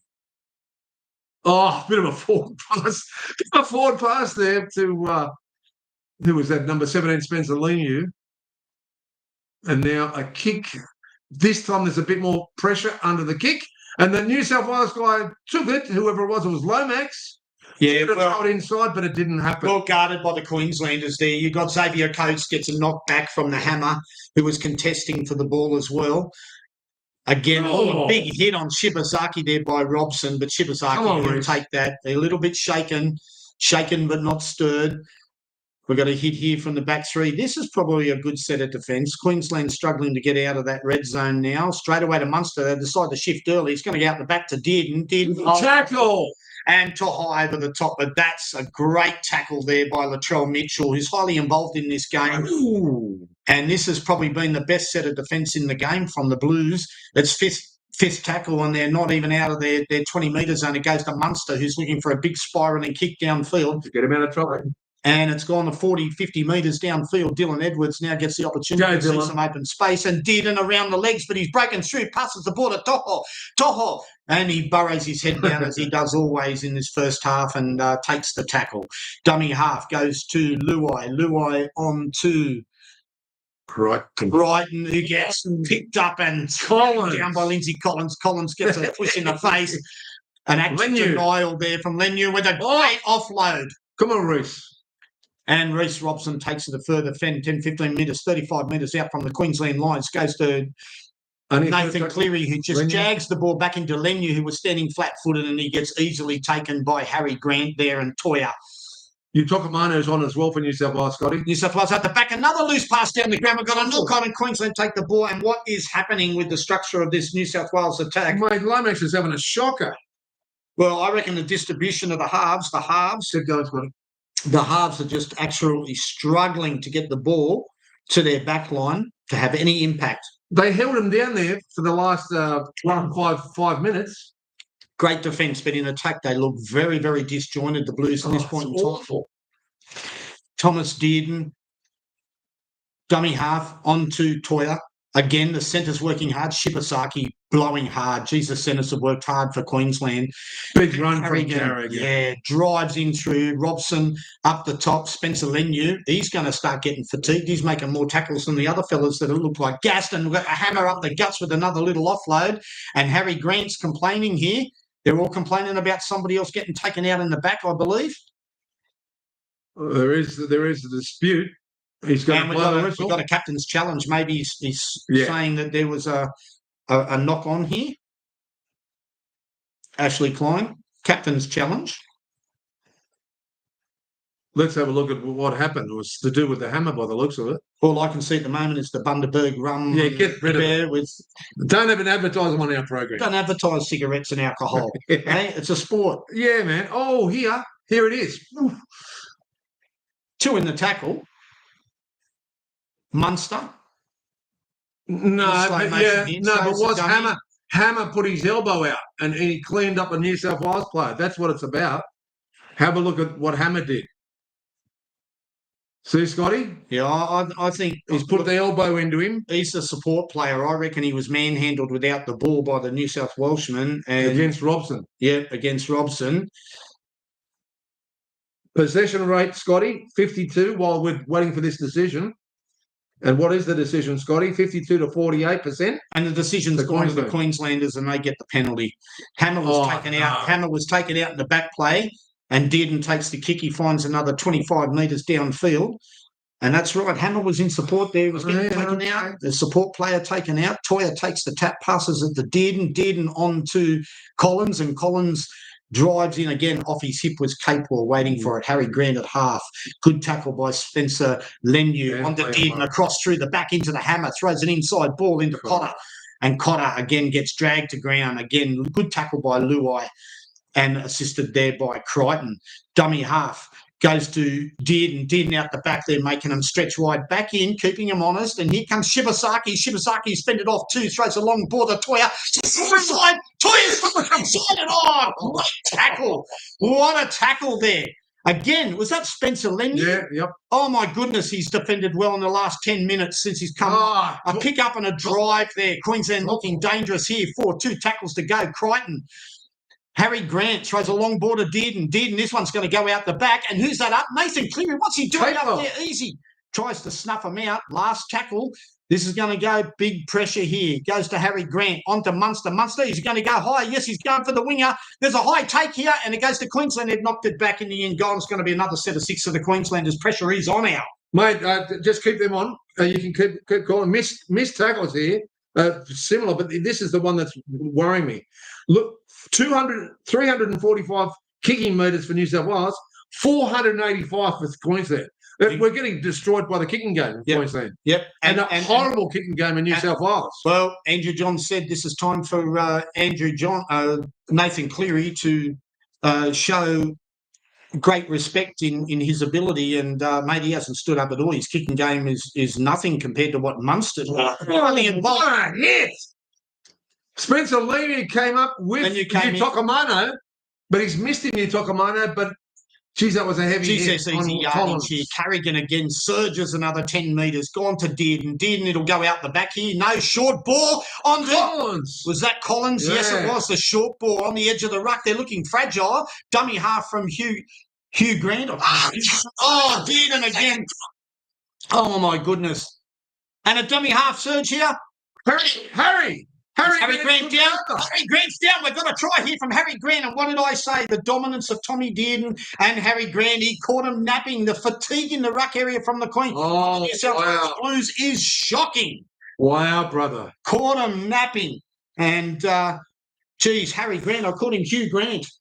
I think he should be. 2 or 3 times. After this, he's looking like a movie star today. He's playing out of his skin. And it could be that new headgear. I was on my way. The purple headgear. I was on my way here tonight. I called Harry Grant, and one of my close work colleagues told me that he thought that Harry Grant was hopeless. Well, let me guess. I'm spinning it, but he uses the upright. Yes, and he's got the ball down. See what he did? Yeah. He spun and he turned around and then bounced off the upright and then turned back the other way.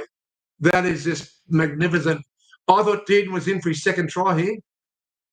Well, it's been all Queensland and just he's done that. He regathered, no trouble. 4 players he pushed through there. Harry Grant, he's having a game of his life. Him and Munster and Thomas Dearden and the halves. Oh, my goodness. They're looking extremely destructive at the moment. And they look absolutely, as you say, New South Wales forward pack is gassed. They need some serious look at themselves at half-time, because now they're chasing a 20-0 lead. And Spencer Lenu has been remarkably strong in defence. He's been absolutely outstanding. He saved 1 try out in the corner there. But he's the only fresh forward. Well, you've got a 40-minute break, and then you're going to be Queensland are going to finish the last 20 minutes with Papali coming back on. So what an emotional 20 minutes will be from him if there's a big enough lead. And we're going to go on to a 20-0 lead with 23 seconds left. Harry Grant, so far the man of the match with Dearden. Nearly scored a second try there. Yep. Is this a career-defining halftime speech by Laurie Daly? It's going to have to be. It has to be. But it's got to come from his players. You can speak all you like. Can you just read a few of the messages out, please, Scotty, while we're waiting for the advert? Well, I think what have we got here? Oakley Wilson, up the poos instead of the blues. Yes, they have been. Kickoff. They have been a poo-poo the Blues, unfortunately. Well, run from Jack and Crichton got him.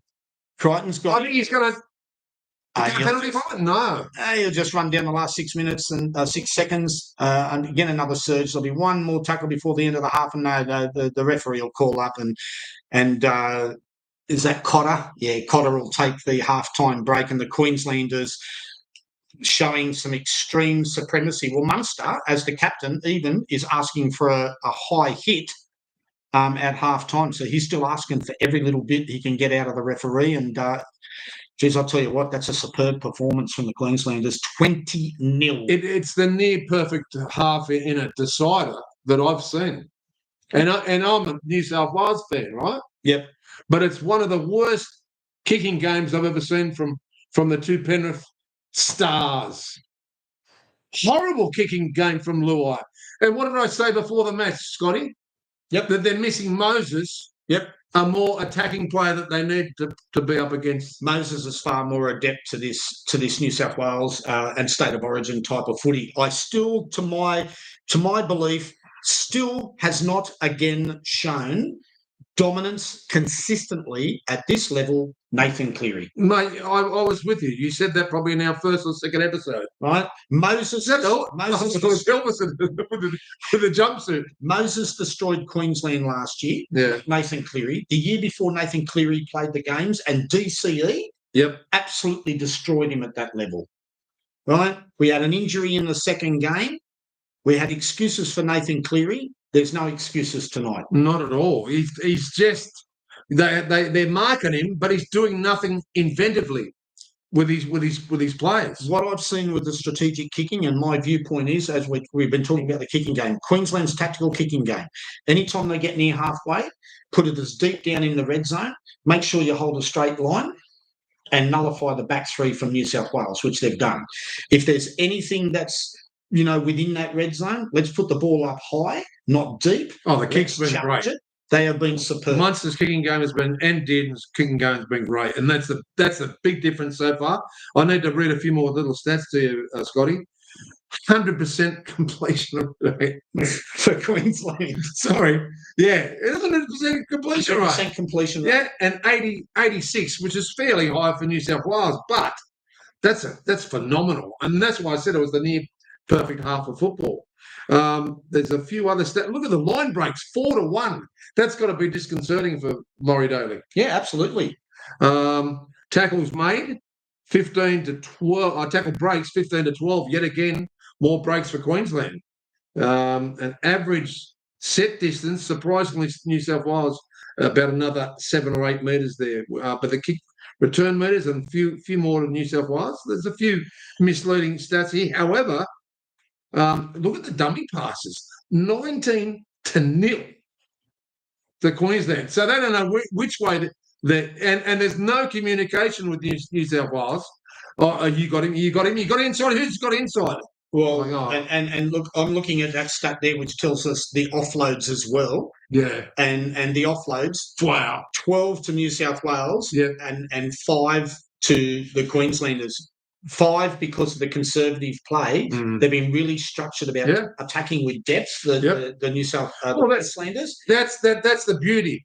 When I look at Queensland, that they're 25 metres from the first head of the play to the winger. And it's going to give you choices. And New South Wales' attack is flat. And then when they hit the line, they're trying to offload and unsettle the Queensland defence, and the Queensland defence is just eating that alive. Absolutely, mate. You got 12 offloads, but no impact. No. They need to show depth, and they need to get the ball to their centre, Crichton, where he, on the run, can start showing some... And Liam Mitchell's not getting the ball. Mitchell's not getting the ball on the run. And... and the work that's been done defensively by the defenders, Toya and Shibasaki, has been outstanding. Yeah, he was gassed, Shiba, but having an outstanding debut. Can I say one thing about Liam Martin? It looks, whether he's gassed or not, he's got this wrist injury at the moment, but he looks not the Liam Martin that we're used to in the last couple of matches. No. Very little impact there. Look, their forward pack. Look, early on, there was some really damaging signs. Huss was dangerous. Huss was making some real strong yardage. Reece Robson. Crichton was going real well, and then on the back of that, they started to break them up a little bit, but they only did it for about 2 or 3 sets of 6. Then the game changed. Once the kicking game came in by Queensland. Well, Scotty, it's coming down to a game between the halves. The New South Wales halves have been destroyed, and the Penrith duo. Well, it's a literal game of forcing back at the moment. In Queensland has destroyed them, haven't they? Yeah. Well, because they've taken every advantage of the perfect completion rate for starters. Well, I've got to say, that's an outstanding game.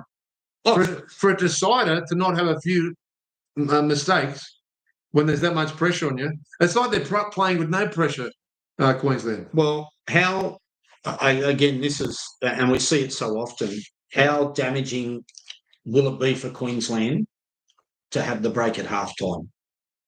Because momentum can change. Right? Halftime is good for some teams. New South Wales have to score first in the second half. Otherwise, it's blitzkrieg, and you didn't tip that. I didn't tip blitzkrieg. No. You can't tell me that there's no points. I mean, New South Wales with 86% completion rate, and there's no points in it. But the kicking game is disgraceful. And here's players that, well, one's not with Penrith anymore, but 2 players that are supposed to be this infallible, Tell me how many little shit kicks have there been to attack the line and kick a couple of little low shit kicks, bend the fullback or the back 3 of Queensland down. Queensland halves are just showing their class. They're making Queensland, New South Wales look like a reserve grade side. Oh, it's absolute masterclass from Queensland at this point in time. I know the scoreline says it, but it's how they've done it. What would the coach say? Oh, look, the ex-jockey coach, player, superstar player himself. Look, I think Billy Slater would be just saying, look, stick to the game plan. The Blues are going to come out. We need to really tighten up our defence and keep our line speed and our line as structured as it's been for the first 20 minutes and combat that drive from the New South Welshmen. I'm not going to eat my lemon yet. And then we'll, as we roll with our bench in the later stages of the game, we'll have Papali come back in, the game will open up. And you need to be patient, right? But we need to focus on our defence. Laurie Daly, he can't go in there and bash his boys. He's going to say, look, boys, we need to start again, have some belief in yourselves, get that first try. That's going to be critical. Get that first try and fix up those defensive errors. I don't know how he fixes it. How do you as a coach go to the so-called greatest player in our game in Nathan Cleary and go, can you kick better? Don't forget what they did in the second match. One of the first kicks from Luai was out in the full. Yep. And Cleary did one as well. So looking for a 40-20. Right. He hasn't showed any aptitude as going for even a 40-20 in this game. No. But there's been such backpedaling. We've got a few more messages, mate. Any more messages from what about the Queensland? There's a few Queensland supporters here. Well, that's my sister again. She's ha, come on, Queensland. So she's laughing at this point in time. And look, I didn't think Queensland would win by 13 plus. But geez, they were devastating. New South Wales, they're inept. Who can you see coming on? Maybe that Connor Watson as a tip might make a little bit of a difference out of dummy. They're going to need something inventive. Oh, I agree. Connor Watson, he can't wait till it's 30-0 or 30-6. I mean, Connor Watson in for the last 20 minutes. Yeah. As you say, it'll be blitzkrieg. I don't know if Max King's had a real effect on the game. He had a couple of big hit-ups and a couple of big tackles, but that's not good enough. But Crichton looked gassed. Liam Martin looked gassed. Yep. Isaiah Yeo. Crichton played out of his skin. If we have a look at the team stats here. Yeo's a great player, but he's not someone that's going to bust and break the line or anything. He's a good leader, but they need something. And look, the other thing that we're looking at in regards to Queensland, we've still got Nanai to come. Yeah. Right? Now, how damaging can Nanai be? Absolutely, especially on the fringe. In the last 20. So 0 errors, Queensland. 3 to New South Wales. But there's something that's really intriguing here. If I go to the player stats, Just want to have a look here at the overall stats here, the summary. I've got to give Latrell Mitchell. He's had a go this game. I think it's been the most involved he's been in any of the games. A couple of nice little kicks through. Got a repeat set of 6. But the team just are not gelling at the moment. No, and they're not deep enough. One of my pet hates is when any team, even in the proper round of NRL, is when a team's just flatters and they're all sort of huddled together. And they're relying on one person. And Toto's been doing all the hit-ups. I'm sorry, I know I feel like I'm bashing, but if you're going to spend all your time on deodorant spray commercials and get $1 million for that Nathan Cleary, you still got to go out and perform, yeah? Right? I don't watch TV, so I don't know. But if you've got the best ball-playing halfback in the comp, right, and you've got a pack of forwards that have the ability that these guys do at this level, and you're not breaking the line and showing creativity in the game, get rid of him. Yeah. I don't think Nathan Cleary's up the state of origin. I really... Yeah, you've been saying that for a long time. I have, and he's proving it truthful. Yeah. And, I'm glad that Moses is not there. I think Moses is a better option. And Luai, he's getting involved. He's doing some... he's not someone to preserve himself. Luai's out there. He's getting involved in some tackles. I mean, what are the tackle counts for the individual? That's what I'm looking for. Can you have a look on your computer and I'll keep going? Well, I don't know about you guys, but I'm really most concerned for New South Wales to get back into this match. Payne Haas, is he still battling through that little bit of a niggling injury he's got? Oh, I think his work rate has been fine, mate. I think they've been... It's not showing. They've been smothering him, and the lack of depth in their forwards and their running game means that they're standing flat-footed, right? And they're getting... And 3 or 4 passes have gone to ground from their halves, right? And you need to get good service. It needs to be accurate, and it needs to be on the run, and they need to be deep. And it's just not happening for New South Wales. I think Tokomano, he came on and did a couple of big hits and 1 or 2 hit-ups, but I think he might have been a good decision. It's a bit early for you, Tokomano. Mm-hmm. Don't you think? Yeah, a little bit early. And it's just interesting how he's going to use this bench. Well, Watson's got to come on fairly early in the second half. If they're to make any change into this very, very tough Queensland defence, it'd be good if we heard from PC, because imagine how he feels at the moment. Yes, PC, our mate PC would be struggling. The Phantom of the Opera House, correct? Yeah, the Phantom of the Opera House. Unfortunately, if you're in a betting mood and you're betting in a 2-horse race, there's no free money from New South Wales tonight. Well, they certainly won't be painting the Harbour Bridge or the Opera House in blue. The only way they can give themselves a chance is to score pretty much in the first 10 minutes of this second half. And they're just going through the full Telstra advert there at the moment. Tino F been very, very solid with his hit-ups. Mm-hmm. I thought he's taken a little bit of that aggression that he brought to the first game with that inexperience.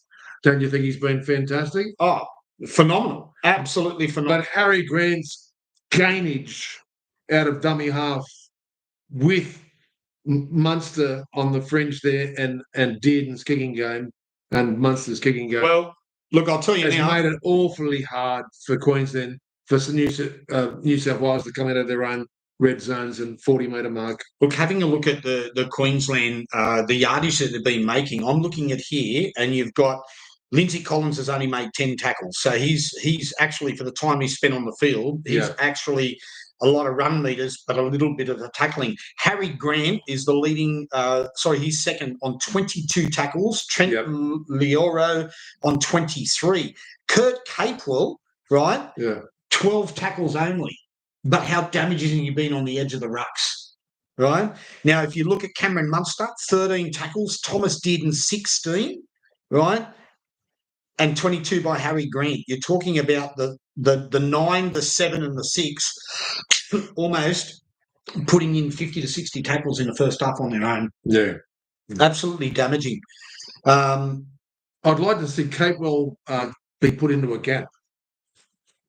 That's when we see Capewell at his best. And Look, Kurt Mann's yet to come on.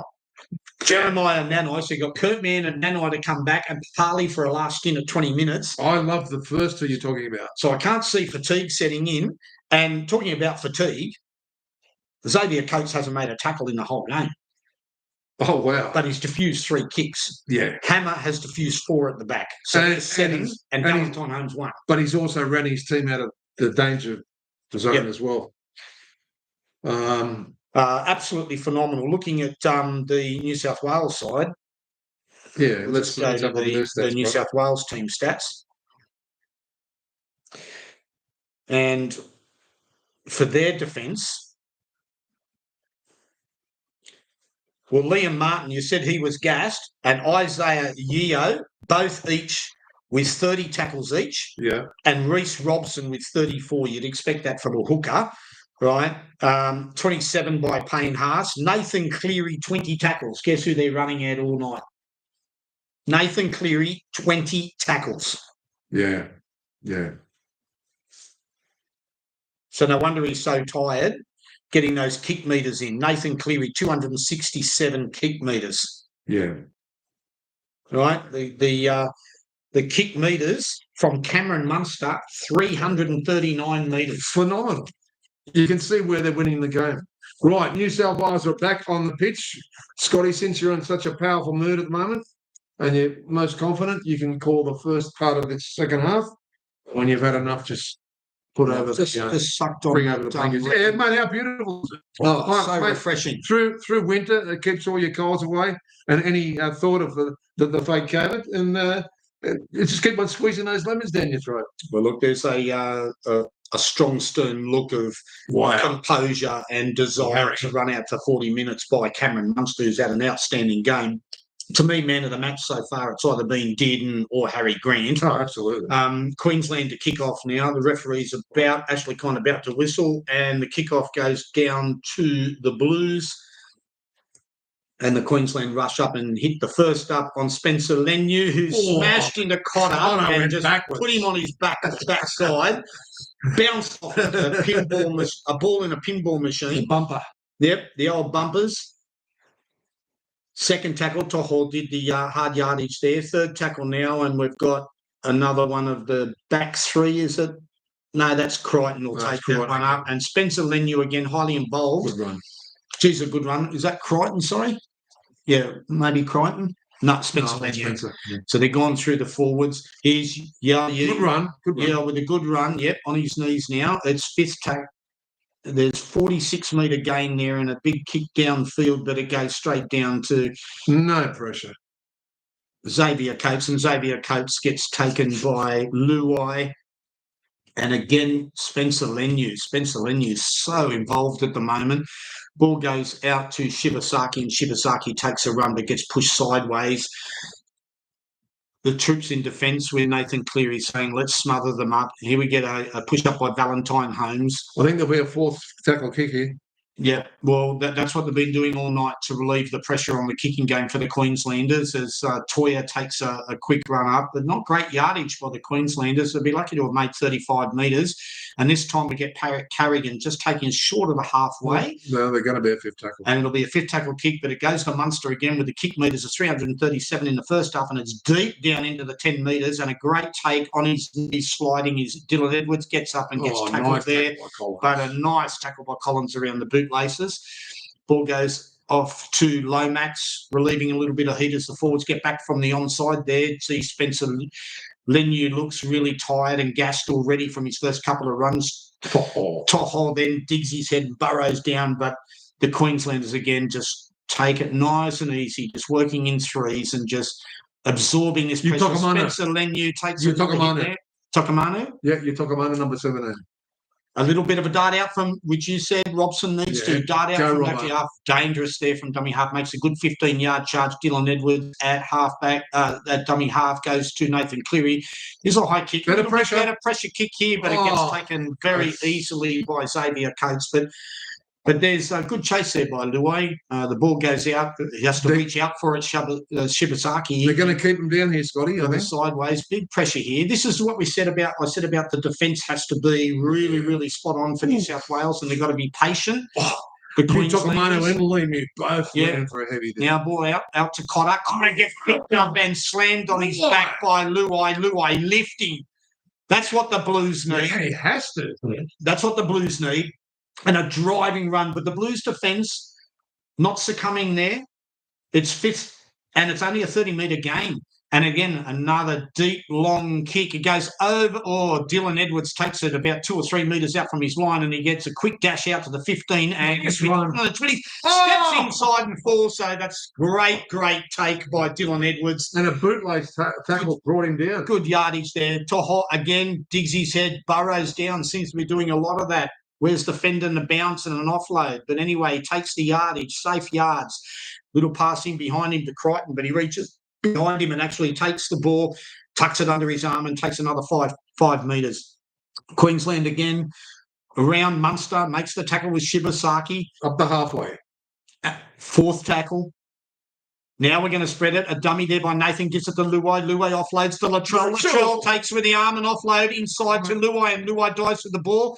And it's fifth tackle. Good yardage from nearly 59 metres, 59 metres from the chase. The Blues put a high kick up with a competing chase, and Hammer takes the ball nice and easy. No pressure, Scotty. Session, yeah, not enough pressure there from the Blues, and the Hammer looks real safe under the Hammer. And actually, take it back. Ashley Klein wants to take that to the spot. Okay, it's New South Wales. Their kicking game has not improved, folks. Let me give you the message from Cleary. Just no pressure. Very good take from Hammer, and they're up to but a little bit better defence here. Steve Crichton pushes him back with Cleary and Yeo, and they're still stuck in their 12-metre mark here. Now they're on the edge of the red zone and just coming up a bit short. They're 12-metre mark here. Now they're on the edge of the red zone and just coming up a bit short there, Spencer Lemieux. I think he had a bit of a twist in his testicle there. And Harry Grant was asking for a penalty there. They were relying all over the ruck, New South Wales. The referee allowed that, and tries to clear that because there was no momentum from the Queenslanders at all. It's a deep kick to Dylan Edwards, and he's going to bring the ball up to about the 35-metre mark, and at that 35-metre mark, that's a good set won by the Blues. And it's Luai going into dummy half there, taking it up to the 40-metre mark. Bit of a stale part of the game, but we're only about 6 minutes into the second half. Good little dummy there from Reece Robson, and taking it down there. It's either Luai, I see the headgear, or Steve Crichton. Now, as they pass it out along the line here, nearly getting through, what's it? Cleary. And Robson out of dummy half again. His running game. Yeah, Robson's running game at the moment is alive and electric in the first 5-6 minutes of this half. Amadeus. Okay. Big kick here. Bit of pressure this time on the Hammer. Out to To'o. To'o puts the second kick in, but it goes nowhere. Yeah, look, we've got some interference there. I think there might have been a block there from a Queensland player. And again, here's Latrell Mitchell getting angry. They want to show a little bit of aggression, but that put them off in the first half of the second State of Origin match, and they don't want to do that. They'll need to stick to their game plan. The Blues showing a little bit more composure about their play. They've responded to Laurie Daly's game plan in the second half, and that's to really play down that end of the field. Robson takes a tap on the 30-metre line, and we've got, is that Lenu there? Yeah, Lenu shakes his head off. He's a little bit tangled in there with the Queenslanders. Ball gets offloaded to Yeo. Bit flat there. Yeah, just going to set up for their backs. Cleary says, I want the ball. Cleary gets the ball. It'll go out to Luai. Luai out the ball. He goes for a running game, and he just swings past what Cotter's got him around the legs. Cotter not square. And Robson will have a dart from acting halves, and he'll be held just centimetres from the line. It's a great tackle by the Hammer. He caught the Queenslanders napping there in the markers, but they got away with it. Fourth tackle. Goes to Crichton. Crichton here fends, straightens up and pushes up against Harry Grant and Kurt Capewell, who wrap him up and wrestle him. He's still standing tall. Tough man. Last tackle, Scotty. Last tackle goes to Nathan. Nathan onto Luai. Luai short pass and throws a short pass that no one saw. And that's the end of the 6. And what a try-saving tackle there from the Hammer. Wow, that's a great tackle. Jeez. I'll tell you what, he stopped Robson and he stopped... He stopped crying. Oh, he ankle tapped him. Yeah. That was great work from Robert Toyer. Robert Toyer got him. If they throw it out the back door there, I reckon New South Wales score, but they went short to keep them honest. All right, let's see if New South Wales can keep them down here. Okay, Valentine Holmes again takes us to the 10. We're second tackle on the 10. Harry Grant offloads to Xavier Coates, and Xavier Coates takes another 5 metres up. Good tackle by Liam Martin there. Scoop from dummy half. Harry Grant, keep me honest. This is better defence from New South Wales. Much better defence. Shibasaki's not happy with that. Forward pass, I believe. If I look at that, touch judges won't. Yeah, right. And they're fourth there. Fifth tackle made now. Not a great amount of distance, only 40 metres. They were making 50 metres every set of 6. Queensland deep kick down by Dearden, taken by Toho, and he takes it on the 10-metre line and makes his way up into the defence. Cotter and Big Tino bring him up at the 20-metre line. Here's your man, Watson. Connor Watson's now being brought into the game now. Can he make a difference, Axeman? Is he bringing Robson off and Connor Watson on? Hopefully he leaves Robson on because he's been making some mad inroads. I don't know who he will take off instead. Latrell, big surge there. Penalty. He was... and here we go again. Why didn't he let him take that short kick? He was ready for it. That's all Latrell Mitchell. That's great. Geez, he's lucky there. He put the ball on the ground. He touched it with his foot. But there was interference, Scotty. Yeah, there was a little bit of interference there, but it was a surging run, and he's actually gained a great advantage now for the Blues, Latrell Mitchell there. Okay, we're up to the 40-metre mark. New South Wales need to score in this next 5-minute zone. Now, taking it up, it looked like you took a mano. Or is that Haas back on? That's Payne Haas is back on. And a big run there from Stensolino again. He's done some nice hit-ups. He takes it up to the 25-metre mark. We're 25 metres out from the try line. They need to score next, Scotty. Queensland barely holding on. Queensland barely holding on here. Right. Robbo. Nice little pass. Luai. Bit of a change here to Crichton. Angus Crichton held about 12 metres out from the line there. Oh, that's got to be 6 more. Come on. Where's the 6 more, Bill? That's the 4th tackle. Someone's dropped the ball there. Big tackle from Capewell. That sloppy play from the Blues there. Wasn't that 6 more? The guy was stuck in the ruck. I haven't seen 1-6 again in this game. That should have been 6 more. How do we get games determined in the NRL by 6 again, 6 again, 6 again, and we get to this game and there's Scotty, no 6 don't tell me that wasn't interference in the ruck. No, I agree. It should have been 6 again. Yeah. I haven't seen one in this game so far. Yeah, well, he's put the whistle away, but that had to be blown. Yeah, just poor execution there, but the idea was right, just on the edge of the ruck. So pop back into Dylan Edwards. Queensland now starting to get a little bit more mileage out of their yardage out of their half at the moment. Yeah, Cotter looking dangerous. Big Tino. Good run. Standing tall again. Hard to put down. He'll still hold his feet. Goes to Harry Grant on 5th. To Dearden. Dearden at the 45 metres mark. No pressure. And Toho, no pressure, just a deep kick. Try a bit of relief there with the field positioning, and Toho takes it to about the 28-metre mark. Great tackle by Toyer there. Cotter. Latrell Mitchell getting highly involved in this second half. Good. Well, he needs to.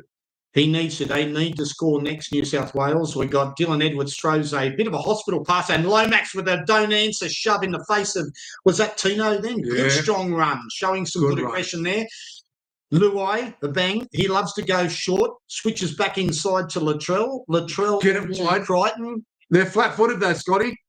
And it's great defence there by flat-footed, and they've lost about 7 metres there. You can't be flat-footed like that.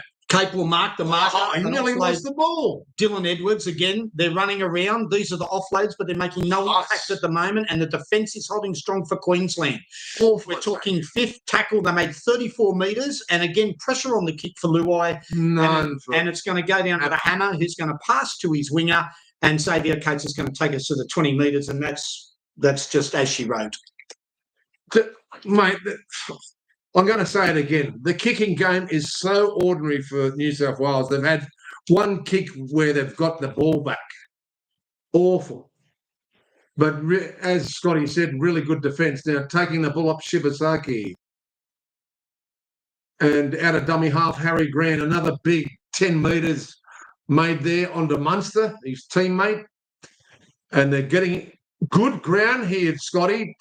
Dearden's had his pants pulled down. But he's up to the 40-metre mark inside the Queensland's half. It's the fifth tackle. Big up and under. This is a danger.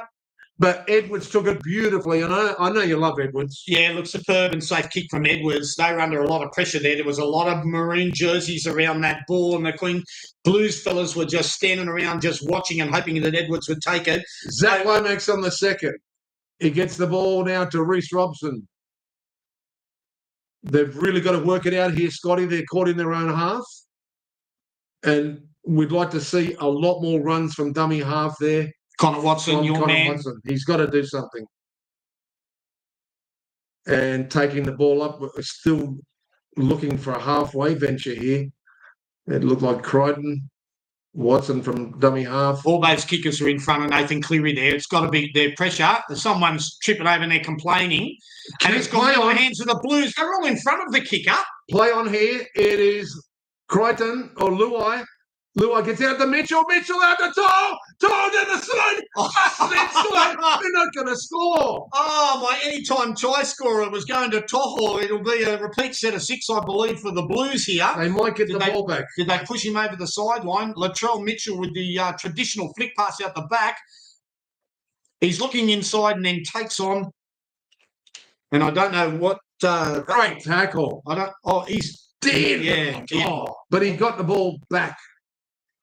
There. Yep, that's going to be their drop out. Yeah. Deadening goal. But just what a tackle by Dearden. Phenomenal.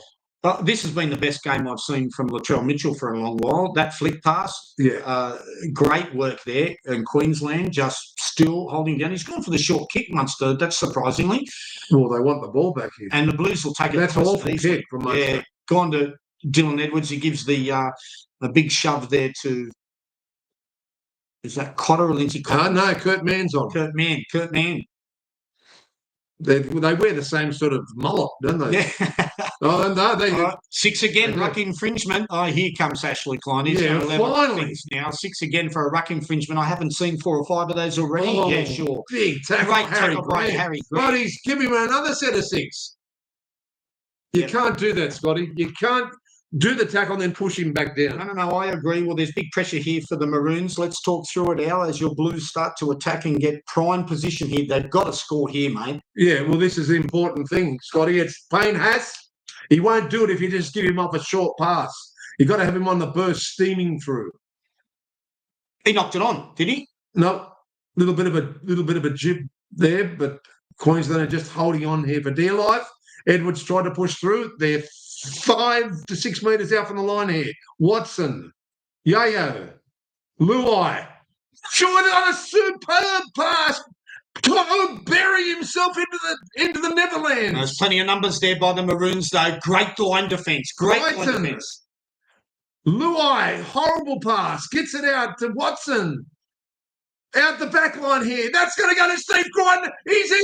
Steve Crichton will go in. Why did I change off him from last week? From last game, I've got off my favourite player. Well, they've done it. They've spread. They've put lots of pressure on the Maroons on the line. Again, another crappy pass that went to ground, but it got picked up. Luai's great take potato. Horrible. But he was smart enough to kick the ball going. Great hands here from New South Wales. Once Crichton got that gap, put the accelerator, the burners down, and not even Lindsay Collins could stop him. Oh, look, it was 3-on-1 in there. Coates had to come in. Great pass from Edwards. Yeah, that's the one. That's the game changer, because Xavier Coates came in to try and snuff it out, and the ball's gone out the back. And Crichton, once he had that open space, he was going to be too hard to stop. Well, they got the first try. It's game on. And this is exactly what happens. I'm kicking myself. You know why, don't you? Because Crichton got my anytime try scorer last time, and I switched off him. I'm kicking myself. As I said in the preview, he's one of my favourite players of all time. I think he's the best centre in the game. Show me a better centre than Steve Crichton. Well, don't say one of your Queensland boys. No, in form, don't you like Bradman best? Oh, no, but he has to be one of the best centres in the game. He is the best centre in the game. Thank you. Well, now this is what I'm worried about. Last week he gets 7 out of 7, Scotty. Talk us through it. Okay, let's look at Lomax. He needs this lines kick. this up. Lot of focus and concentration going on. All right, Scotty, he's get it or he gets it. He misses or gets it. He's got it, I think. Oh, what a kick from Lomax. Well, he got 7 out of 7 lines. Yeah, no doubt. In the NRL proper. Well, no doubt he's worn out 3 pairs of shoes practicing his goal kicking during the Did week. you see the focus? And, that one there was... He didn't want this. Look, daily. No, it was relaxed from the last game. We got 14 points in it with 20 minutes to go, and it's game on. But I'm still worried that the times, unless they score again next, the times against them. Well, this is 20 minutes. This is this period of momentum that Queensland had to hold off before they bring on Nanai, Papali, and well, Kurt Mann's on. Well, Kurt Mann's come on, but look, Papali's a game changer. Nanai, we know, can put some points on the board. Queensland have got to find some points. They cannot rest and protect 20 minutes. No, you don't want to, because Queensland are hungry now. He's still got that worried look on his face to me, Daly. Yeah, well, Laurie Daly, I can see some grey hairs coming through. I mean, it's one heck. I think I got another grey hair when Steve Crichton scored then, because switching off him. Laurie Daly's got, if not the best hairpiece in the NRL. Kicked deep by the Queenslanders. Toho takes the ball, and this time he's up front and doesn't dig but stands tall. Tino's a good player. Tino and Cotter drag him to the ground. We've got Crichton here just punching up. But Papa Lely, is that Papa? He's on back now. Papa's back, and he drives the shoulders in and says, "Hey, I'm on, boys." How many mullets are playing for Queensland now? Payne half. Queensland mullets. Look at Tohu there and Dylan Edwards, 170 metres each, and they're the highest run metres tonight for the New South Wales Blues. You got Tohu and Edwards outstanding. and Edwards both in the 170, so they're going to exceed the 200-metre mark. Papali again with another tackle, but he lies in. Tried to get around his big body, but he couldn't. Yeah, and it's a 42-metre gain, and it's a high kick. A little bit more pressure here, but the hammer, too good, beats the first tackler. And then Crichton drives him, pulling him by, he wants to pants him. You can't do that. Munster's asking him for that. He had 3 players on him. It's a slow roll ball from the Queenslanders, and there's a lot of dominance here and enthusiasm by the Blue forward pack. But at least he's put the whistle away, Colin. Yeah, he has. And look, there's some Queenslanders just standing flat at the moment. They're not deep. They're not running onto it. Are you worried that they're trying to protect the 14-point lead? Yeah, I believe so. At the moment, they've got to gain that ascendancy again. That's why I think Papa's come back on. When will they bring Nanai back on? Probably in the next 10 minutes. Yeah, in the next 3 or 4 minutes, I reckon. With 17 minutes to go, Nanai will probably enter the pack. Mm. It'll be either Cotter or Lindsay Collins to get the break. Munster with a little bit more pressure, but he puts a high kick up. The kick chase is great by, is that the hammer? Yes. Yeah, the hammer takes Edwards, and as soon as he's made contact 15 metres out from his line, now the Queenslanders wanted to change the ascendancy of the defence. Zach Lomax. Get the Blues running out of their red zone, and it's been another good drive by Papali there. Again, highly involved. Can't do it. That's got to be a penalty. And again, no, you can't silly play. Yeah. That's relieved a bit of pressure. Too enthusiastic by Papali. They had an opportunity, and Cameron Munster wants to argue the point, but Papali got tangled in there, didn't clear the ruck area. He's a big unit. Yeah. Easy to get tangled. Yeah, and that's Cotter, Ruben Cotter too, was sitting in that ruck area. So both of them were out there, and this will put New South Wales in a prime attacking position. 40 out. Liam Martin bounces off on Kurt Catewell, but Catewell holds his ground. And Tino. In the red zone, 10. They're saying 10 tackles in each of the red zones, so it's very even. 10 each. Big run, Yayo. Yep, here we are, Yayo, making some early yardage for the Blues. Watson goes blind. Dylan Edwards gets driven into the ground by Shigasaki, and he gets a pat on the back by Harry Grant. Good tackle. We're going to go blind. No, it goes to the open side. Switch back into Haas. Is that Payne Haas? Yeah. And he drives, but they've manhandled him to the ground. We've got Connor Watson at fire. Offloads to Luai. Luai out the back to Latrell Mitchell one-on-one. And Latrell Mitchell breathing and he got rolled over. Is this a penalty? It's got to be. It's got to be. No, he's called the tackle. Oh, okay. Last tackle. He's called the tackle. It's last tackle. This is danger because if New South, there's the short little one and diffused by the hammer. He saw Nathan Cleary coming through. That's well executed there by Luai, whose kicking game, that low kicking game was better in the first. Yeah, much better. Latrell Mitchell, probably one of the best players in the Blues team. Toto's brought out half the turf. Yep. Behind him, he slipped over.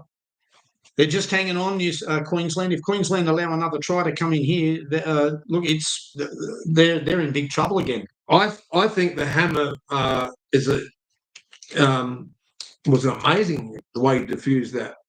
That was a massive dropout there. He went all the way back to the halfway, Scotty. I'd like to see what the possession rate is so far in this second half because it appears that the Blues have had all the possession. Okay, you got big run there from Payne Haas. Very good run. He's nearly up to the 20-metre mark. So that's the 30-metre mark. I was hoping it was the 20. Cleary with a cut-out pass to Edwards. Beautiful tackle round the bootlaces from Shibasaki again. He's having an outstanding game in defence. Right, Watson gives it out to Luai. Huss trying to get into the red zone. Back to Watson. Watson nearly shepherded around Huss then, doing a bit of a jig left and right. Tackled by Mann and Big Papa Li'i. Watts a bit sharp here. Great little jinking run from Cleary. He was hoping to catch the defence on the wrong foot there. Not a good kick. They might get 6 more. If Todd picks it up, there should be 6 more. No, it's still the 5th tackle. Not played at all. So he's taking his headgear off. Oh, what happened there? Is that a penalty? Latrell Mitchell. It's got to be challenged. I'm sorry, man. You called the penalty. Here we go. Look, here we go. Face to face, we've got Latrell Mitchell. I'm going to take off Papali of all people, like as if Papali. I mean, they'd be laughing. Isn't it good when you can't throw a punch and you just laugh at one another and shove each other like that? You know? Yeah. Well, one day someone's going to lose the plot and king hit someone, and then it'll be hell for leather. You won't laugh again. But I think those days are gone, Scotty. Yeah, they are. Of the cattle dog. There's the old cattle dog days and in the scrums and so forth. Look, it's been all Blues second half, mate. Who ripped Toto's head off then? His headgear. Where did his headgear go missing? A kick through. Is that Crichton? There was a little bit of a rebound. I don't know. They're claiming, Blues are claiming that Cotter stuck his leg out and played out. I think he did. He said not played out. I think he did, Scotty. No, it's a knock on. I got a knock on there by Hudson Young. Hudson Young's knocked it on. First motion went towards the try line of the Maroons.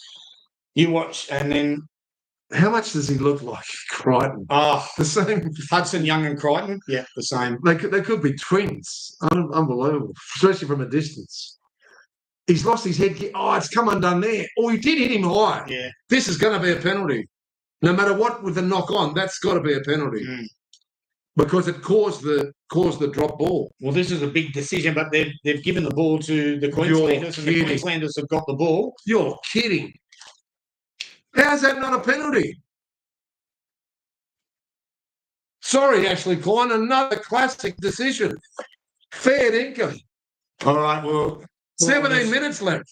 We've got Valentine Holmes there is actually... I'm sucking a lemon. Smashed on his back. We've got a short ball from my man of the match, which is Harry Grant, who darted out of acting half, gives the ball to Tino, I think it is, and Tino backs himself up against the defence and starts backpedaling, makes another 5 metres. Here we are with Harry Grant at dummy half. He offloads to Thomas Dearden on the 40-metre line, and Dearden puts a deep kick down into the red zone.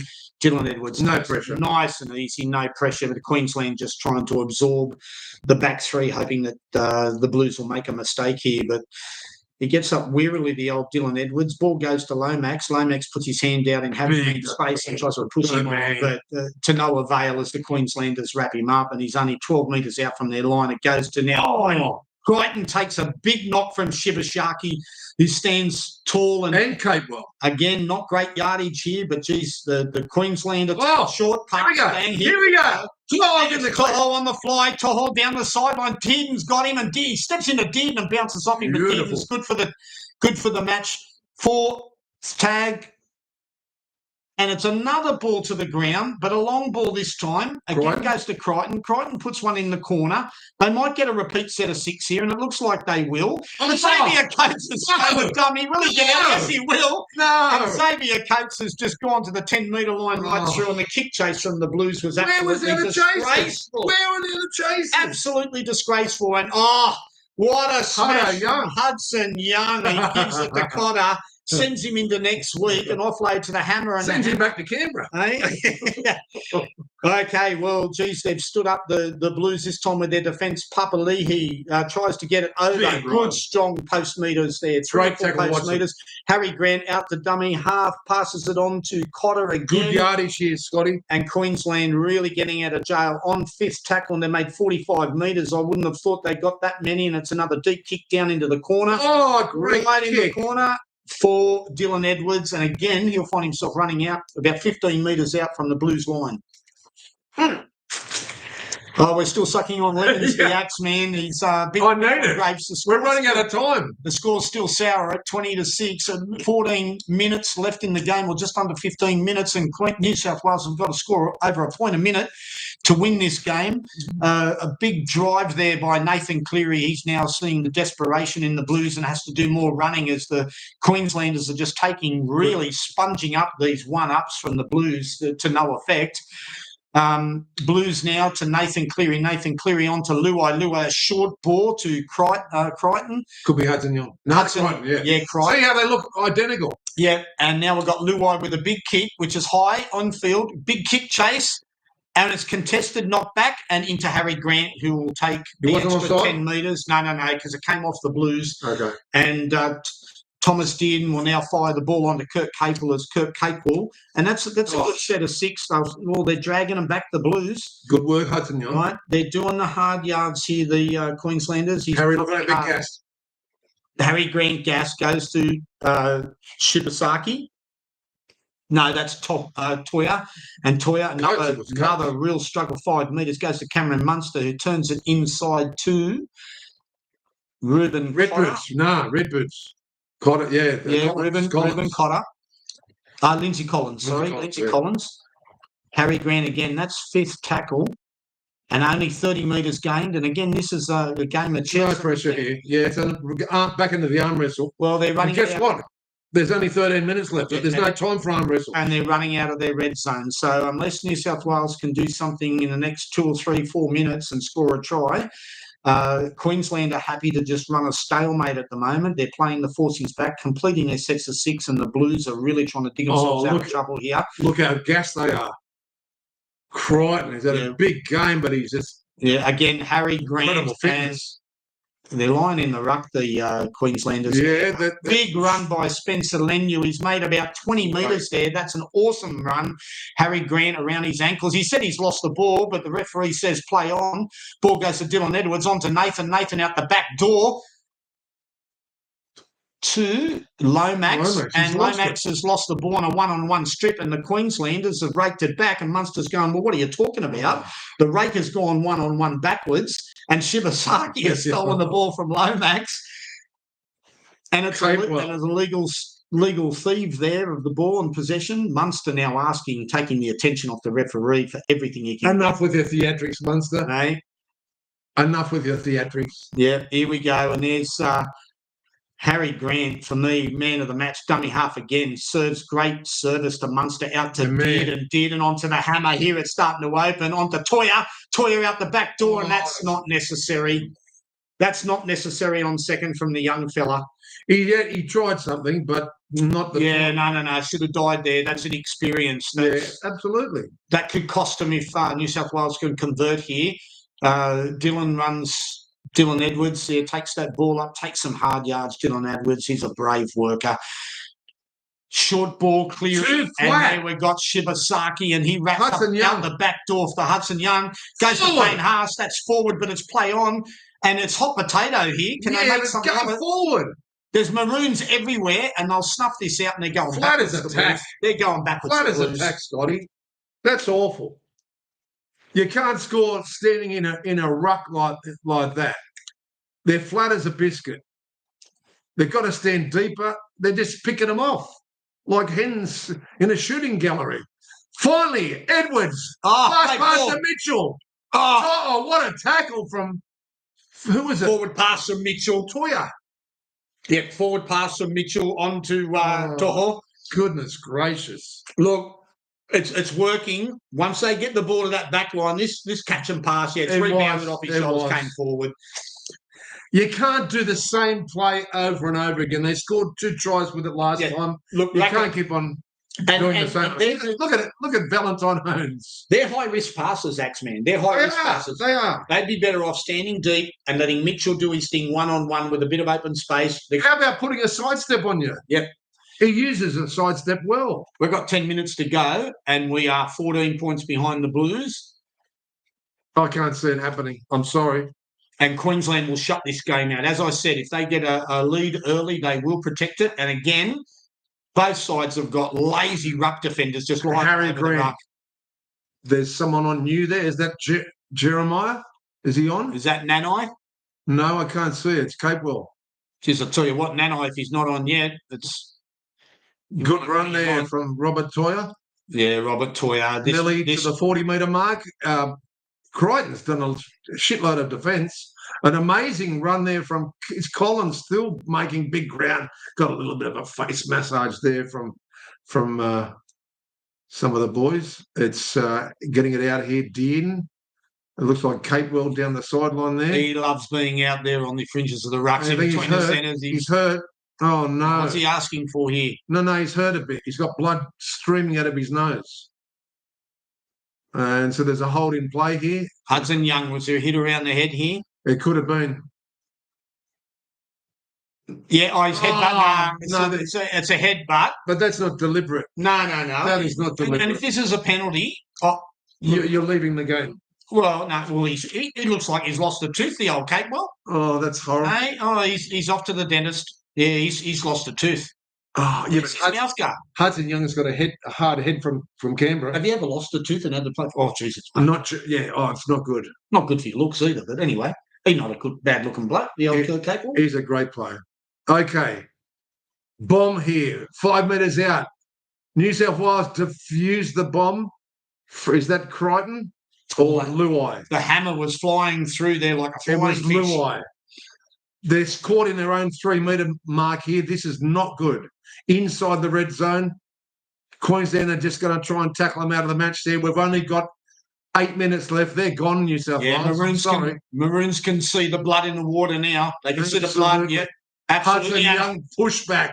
Look. By Capewell, Kurt Mann and Collins. Big forwards. Mann's been outstanding since he's been in there. Now, Crichton, Luai, gets it out to Mitchell. Finally, he runs. All a bit too late. Toy around his bootlaces. Time is ticking away. Big kick from the nonplussed player called the Jaw.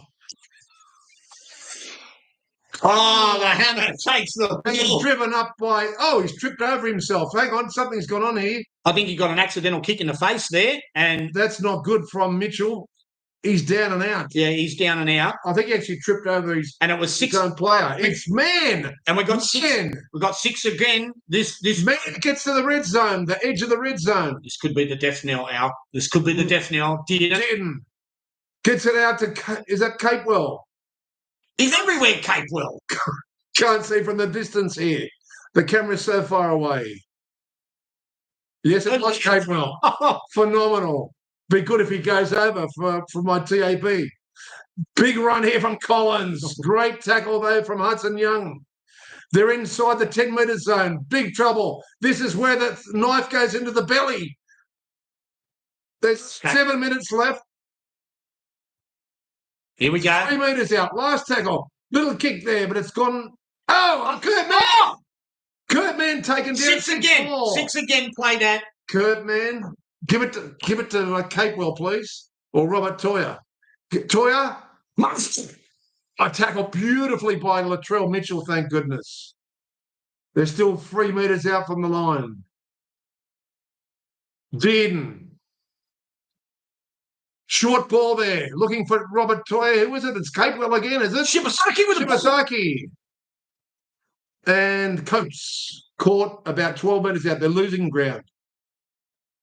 Dearden gives it out. There's a Capewell again. Is that him again? No, it is Tolero. Trent Liero. Oh, Yes, here we go. Dearden's in. Game, set, Match. What a Yeehaw! New South Wales, heads down. Not pretty sight, but congratulations, Dearden. You tipped him as the man of the match, and I can't see anyone else getting the match apart from Harry Grant. Yep. Thomas Dearden was my pick. Harry Grant, my second pick. What a dummy. And Luai just couldn't bring him down. And what? So he's got strength, Scotty. Well, he's got speed, strength, and football. What's this say about those that bagged Billy Slater for not picking DCE? I was with you. I didn't bag him. I said you didn't, but I'm saying it was a masterclass decision, a tough decision. I'll tell you who it was. It was stupid Manly fans and fans of DCE. Yeah. It was the masterstroke, and the other masterstroke. How big is Capewell's match been? You got so much. He's the most experienced man on the match there. Well, I got to say, John Mendes is trying to contact. Yeah, but what about? I haven't seen Nanai. You wouldn't want to be picked for State of Origin and get 5 minutes in a game, would you? No, but soccer players only get 1 minute or 90 seconds to come on. Bring him on for the last 5. They've got nothing to lose. Surely, got to give him some time. I mean, Cotter and Lindsay Collins have been phenomenal.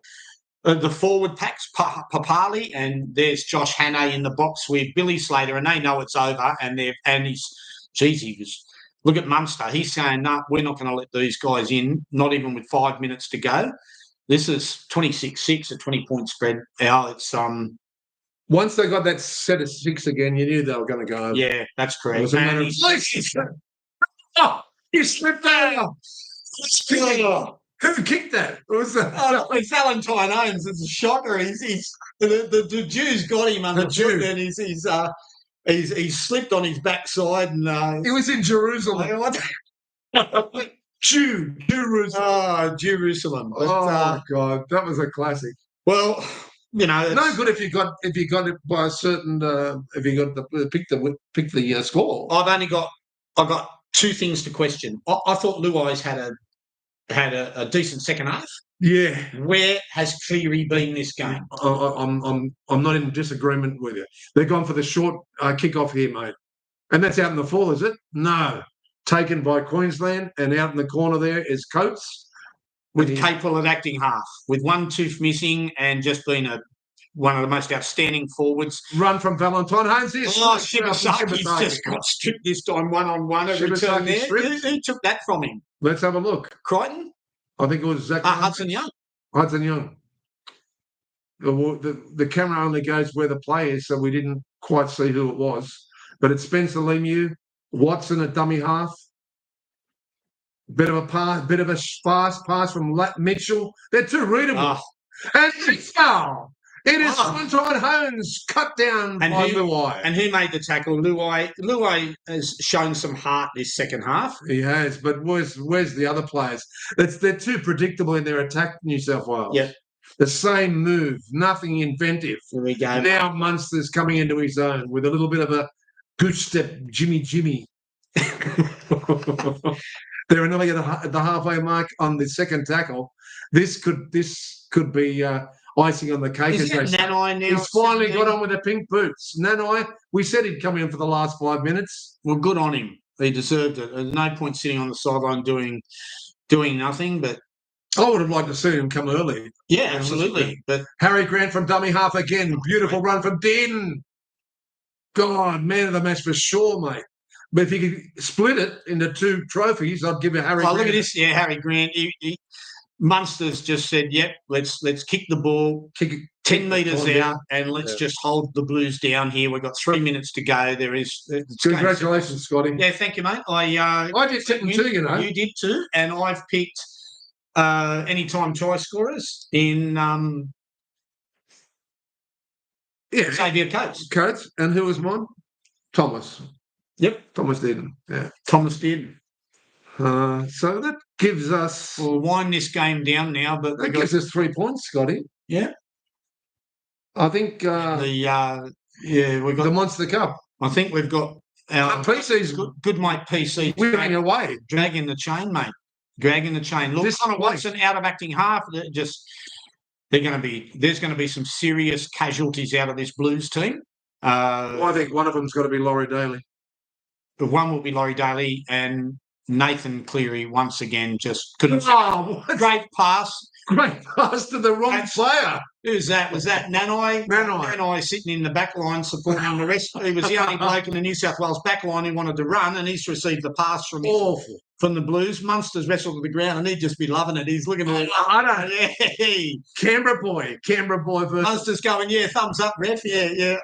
Who cares? That's hilarious. Again, Capewell, just been an absolute mammoth game from Capewell. And his nose has gone again. His tooth, his nose. God, he's a hard-edge player. Ugh.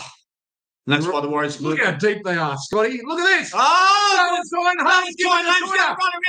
Toya. He's going to run around Dylan Edwards. It's called back. Like he wasn't even there. It's called back. It's called back. Has it? Yeah. Oh, jeez. Oh, that's disappointing. Well, we've got a captain's challenge here from Munster, and I'm not sure what happened there. Is he saying it was a shepherd or... I don't know. Let's have a look.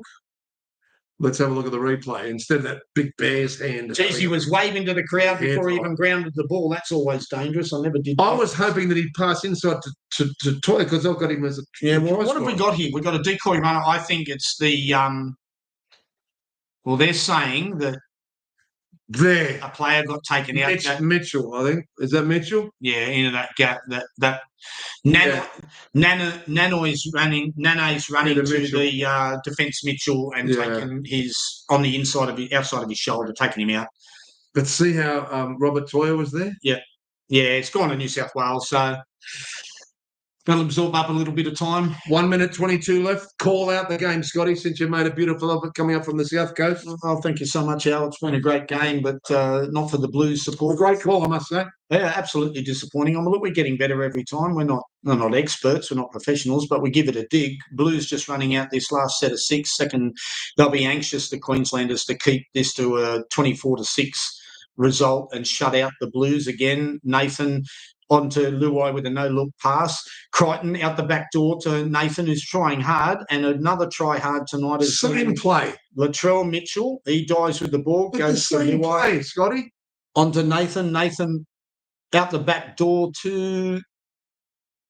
Is that Spencer? Yeah, I think it is, yeah. And he dies with the ball. 4 tackle. They're going to go to the right side. Little dummy from the acting half there. It's gone to Luai. He's going to put a short kick through, and it's going to get a Tohol. And Tohol, who I had in any time try scoring, goes in, and I get maximum points. So hang on. Oh, no. Don't do it to me, Ashley. We've already won the game, and now you're going to take it away. No. He's given it to the... Are you serious? Surely not. He's taken off a consolation try to New South Wales. What's happened here, Scotty? What? No, that's a try. It's got to be a try. Watson from dummy half. Yeah, good. There's nothing illegal there. Good pass to... Well, it came from Luai. Again, Luai's kicking game.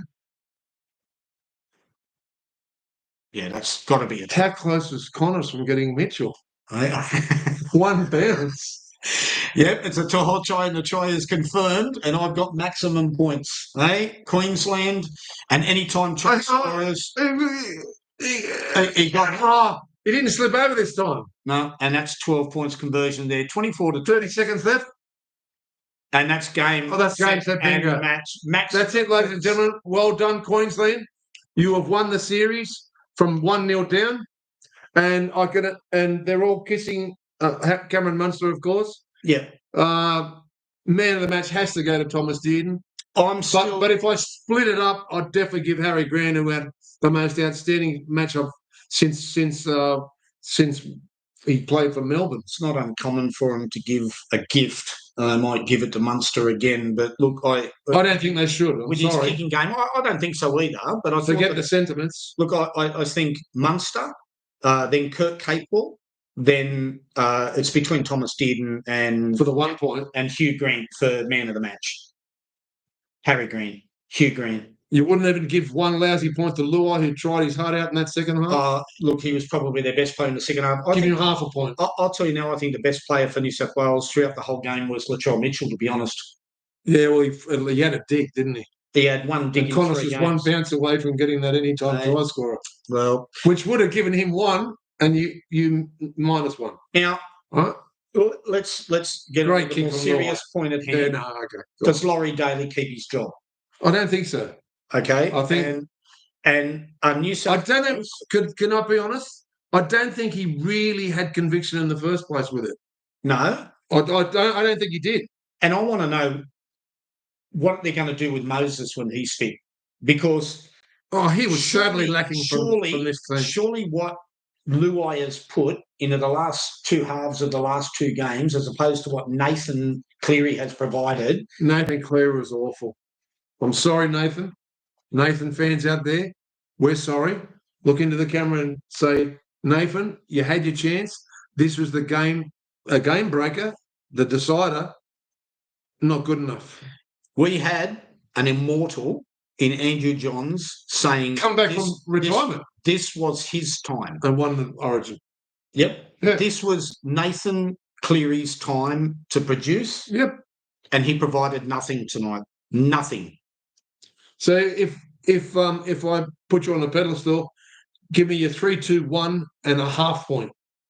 My 3 points goes to Harry Grant. I thought he was absolutely phenomenal in getting the forward momentum in our dummy half and then his offloads. I give 2 points to Thomas Dearden, and I would probably give 1 point because it was nearly a 20-point spread. I give 1 to Cape Wall. And as I said, I think the best player on the field for New South Wales for the full 80 minutes was Latrell Mitchell. So you're going to give him a half? I give him 1 point. Yeah, and what about the half? And I'll give half point to Luai. I thought Luai was great. On the back of that too, I thought Dylan Edwards did everything he could too behind a beaten pack. I mean, he was safe. He was faultless. Yeah, he was faultless. You got out of him what you wanted to get out of him, but I'm giving my points now. Yep. I'm giving 3 points to Thomas Dearden. Yep. 2 points to Harry Grant. Yep. 1 point to Latrell Mitchell. So I'm very similar to you. Yep. And half a point to Luai. So we're it's only that first and second selection that we're difference. They're interviewing Munster now, and it's all going to be the theatrics. And look, we're sorry he's lost his father. I lost my father, and I remember doing the eulogy, looking over at the box and thinking, and trying to separate me from doing the eulogy, so you don't get emotionally involved. And wasn't easy. And then the grief hits you later. I think all the excitement now will be great for him, but when he's by himself in that moment in time, it'll come and hit you in waves, grief, as you know. Look, he was very professional tonight. I mean, when you're talking over 500 kicking metres in a game, that's a high involvement. When you look at the fact that his tackle rate was really, really high in the halves with Thomas Dearden, it's a good chance Munster could get man of the match. Then I'll give it to him. But look, at the end of the day, I just wanted to thank you for the opportunity. I want to thank our listeners tonight that listened to us. Any last comments here? No, they're all really disappointed in the Blues by the looks of it. What's it say? Poo Blues. Yeah. But look, my sister will be happy. I'm on my way home now, so I'll see her when I get home, and we'll be going. The boys. Spoils go to the Maroons for the next 12 months. A bit of a rebuild and a change for a team that the Blues said had come of age and were ready to really evolve into a dynasty. They've taken a massive backward step. Well, from last year, definitely. But, you're missing Bradman Best. The best he could get was number 20 today. So he's never going to get the run. And Moses was missing from the pack. Yep. I think they didn't have enough. They weren't deep enough. Their kicking game sucked lemons. Yep. And the professionalism of the Billy Slater coach side from that, the halves destroyed them. The halves destroyed our halves. Yep. And one of the main reasons was Nathan Cleary's average game. Yes, they swabbed him in everything he did, but it just. I don't know what they're saying to him now, but that's not good enough. And I take my hat off to Queensland, and may they celebrate with all your little comics that you'll be sending on Facebook tomorrow of how pathetic New South Wales were. Going forward, you also think that the new coach for next year? Yep, definitely. Is it going to look? I don't know who they've got in New South Wales. Is it because look, he's been supported with Craig Bellamy as well. He's had Craig Bellamy in the camp. Yeah. So, you're talking Craig Bellamy and Laurie Daly. God, he would have been spitting chips surely in the first half. So he's probably got the best job. He can say, well, I'm not the head coach.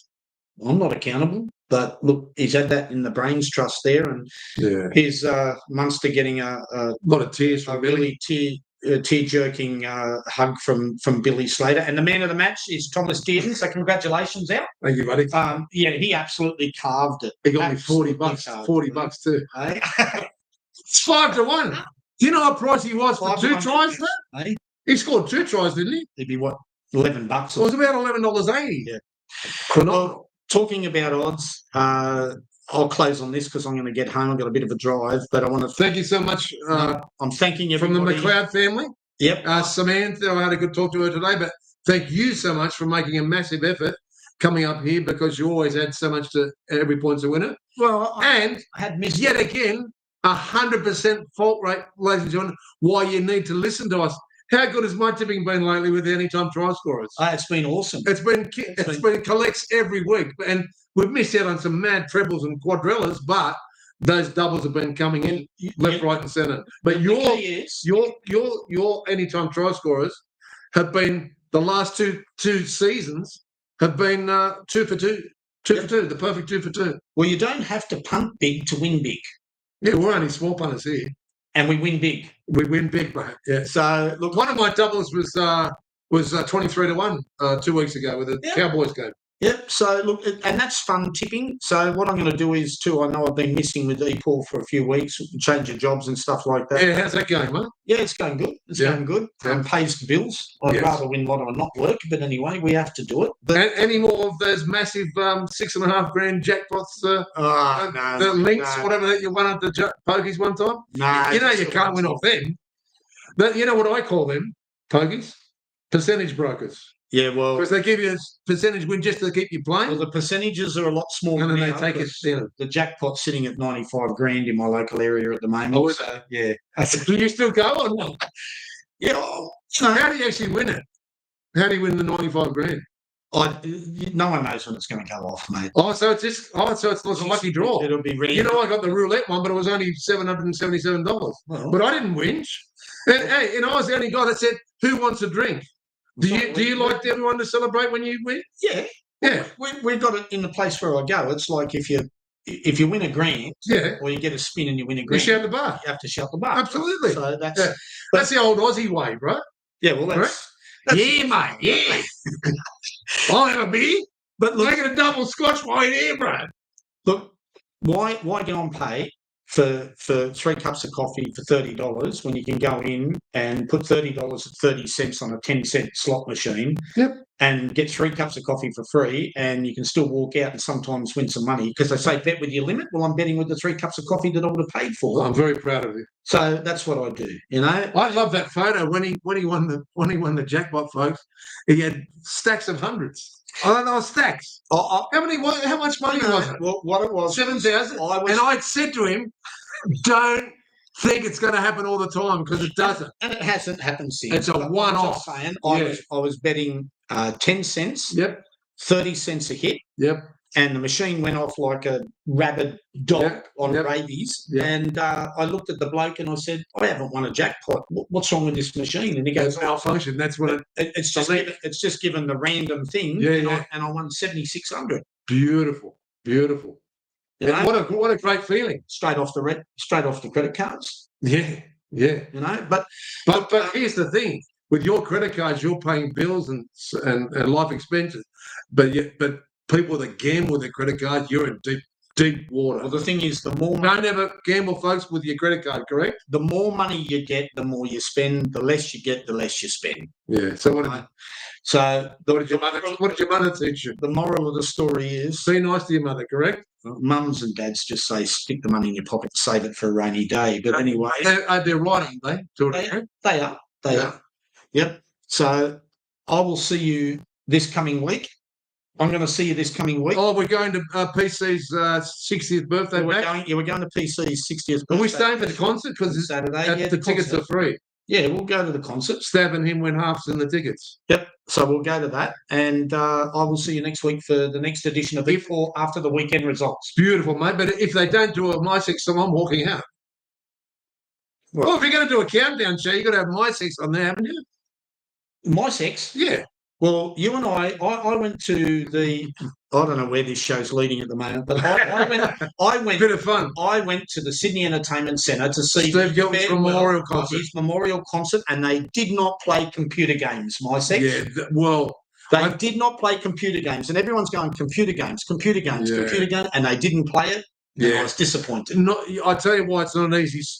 Being a musician, it's why it's not an easy song to play. You need a sequencer. To do the you need that. So I'm disappointed. Yeah, of course you would have been, but at least you and I were there, and I think was PC there as well or not? Someone else was there. Lummo was. Lummo was there. Hey, listen. This weekend, Ben Hunt's back for the. Where'd you get that T-shirt from? Just proudly display that shirt tomorrow, won't you? Proudly. You're going to wear it to work? I'm going to wear this at work tomorrow.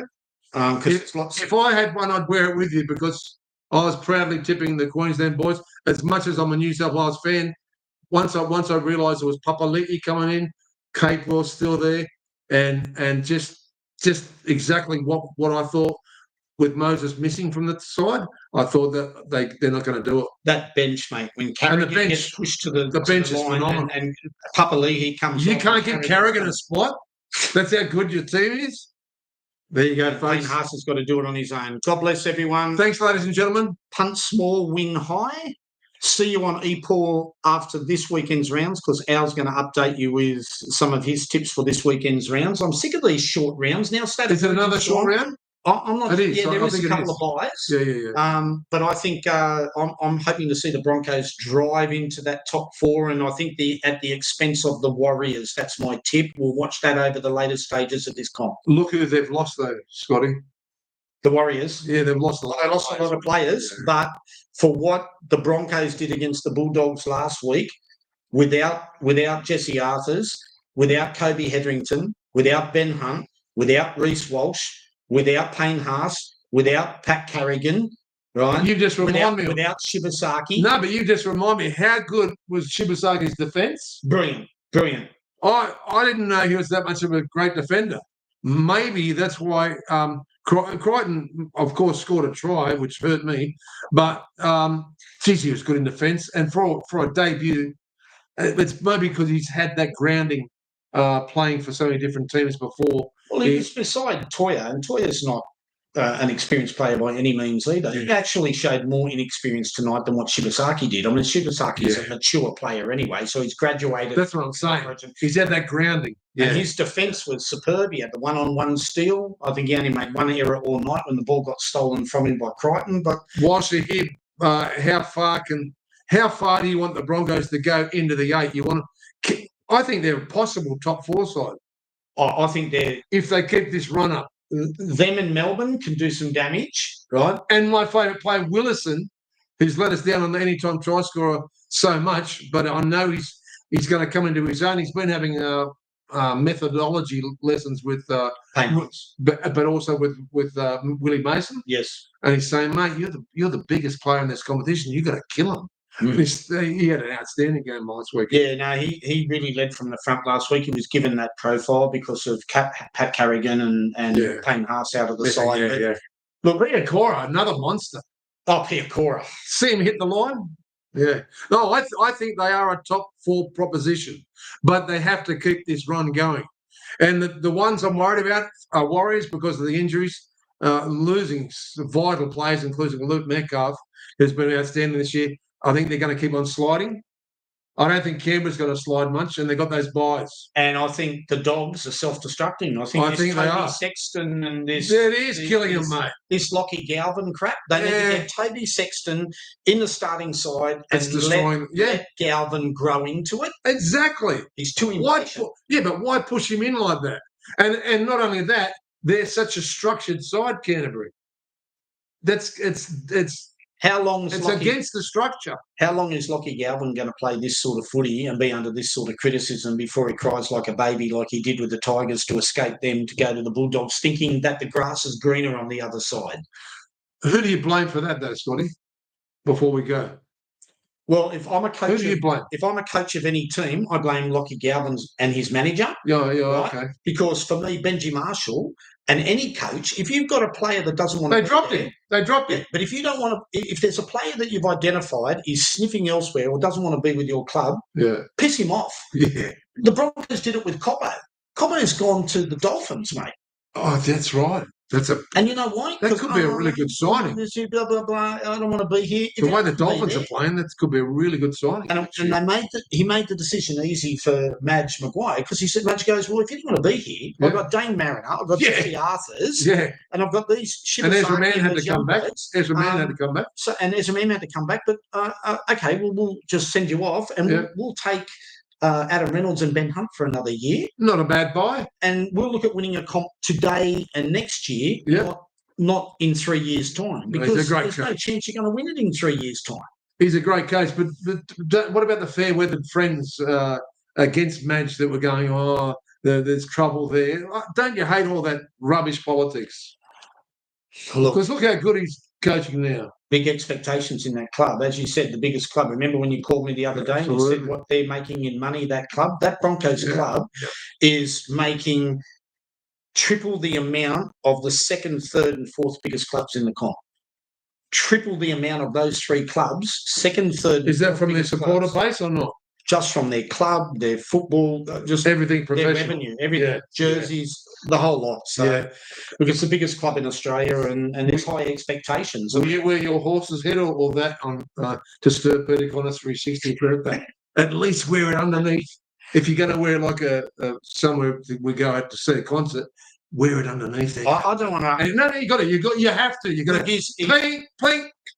He's reaching 60 before me because he's only just 1 year younger than me. And Pete, you baby, he's going to join us soon. And he's a bit fragile because if I go up to Pete and just go, which you should, Isma. Yeah. I think he'll get upset. That's all. It's all about him on the weekend. It's his 60th birthday. Sorry, folks, this has divulged into a sloppy ending. But look, if you're still with us, thank you. I say suck lemons. Suck lemons. New South Wales. Bye, folks. Take care. God bless. Drive safely home. All right, we'll just hit that in there. Can you just go to pull that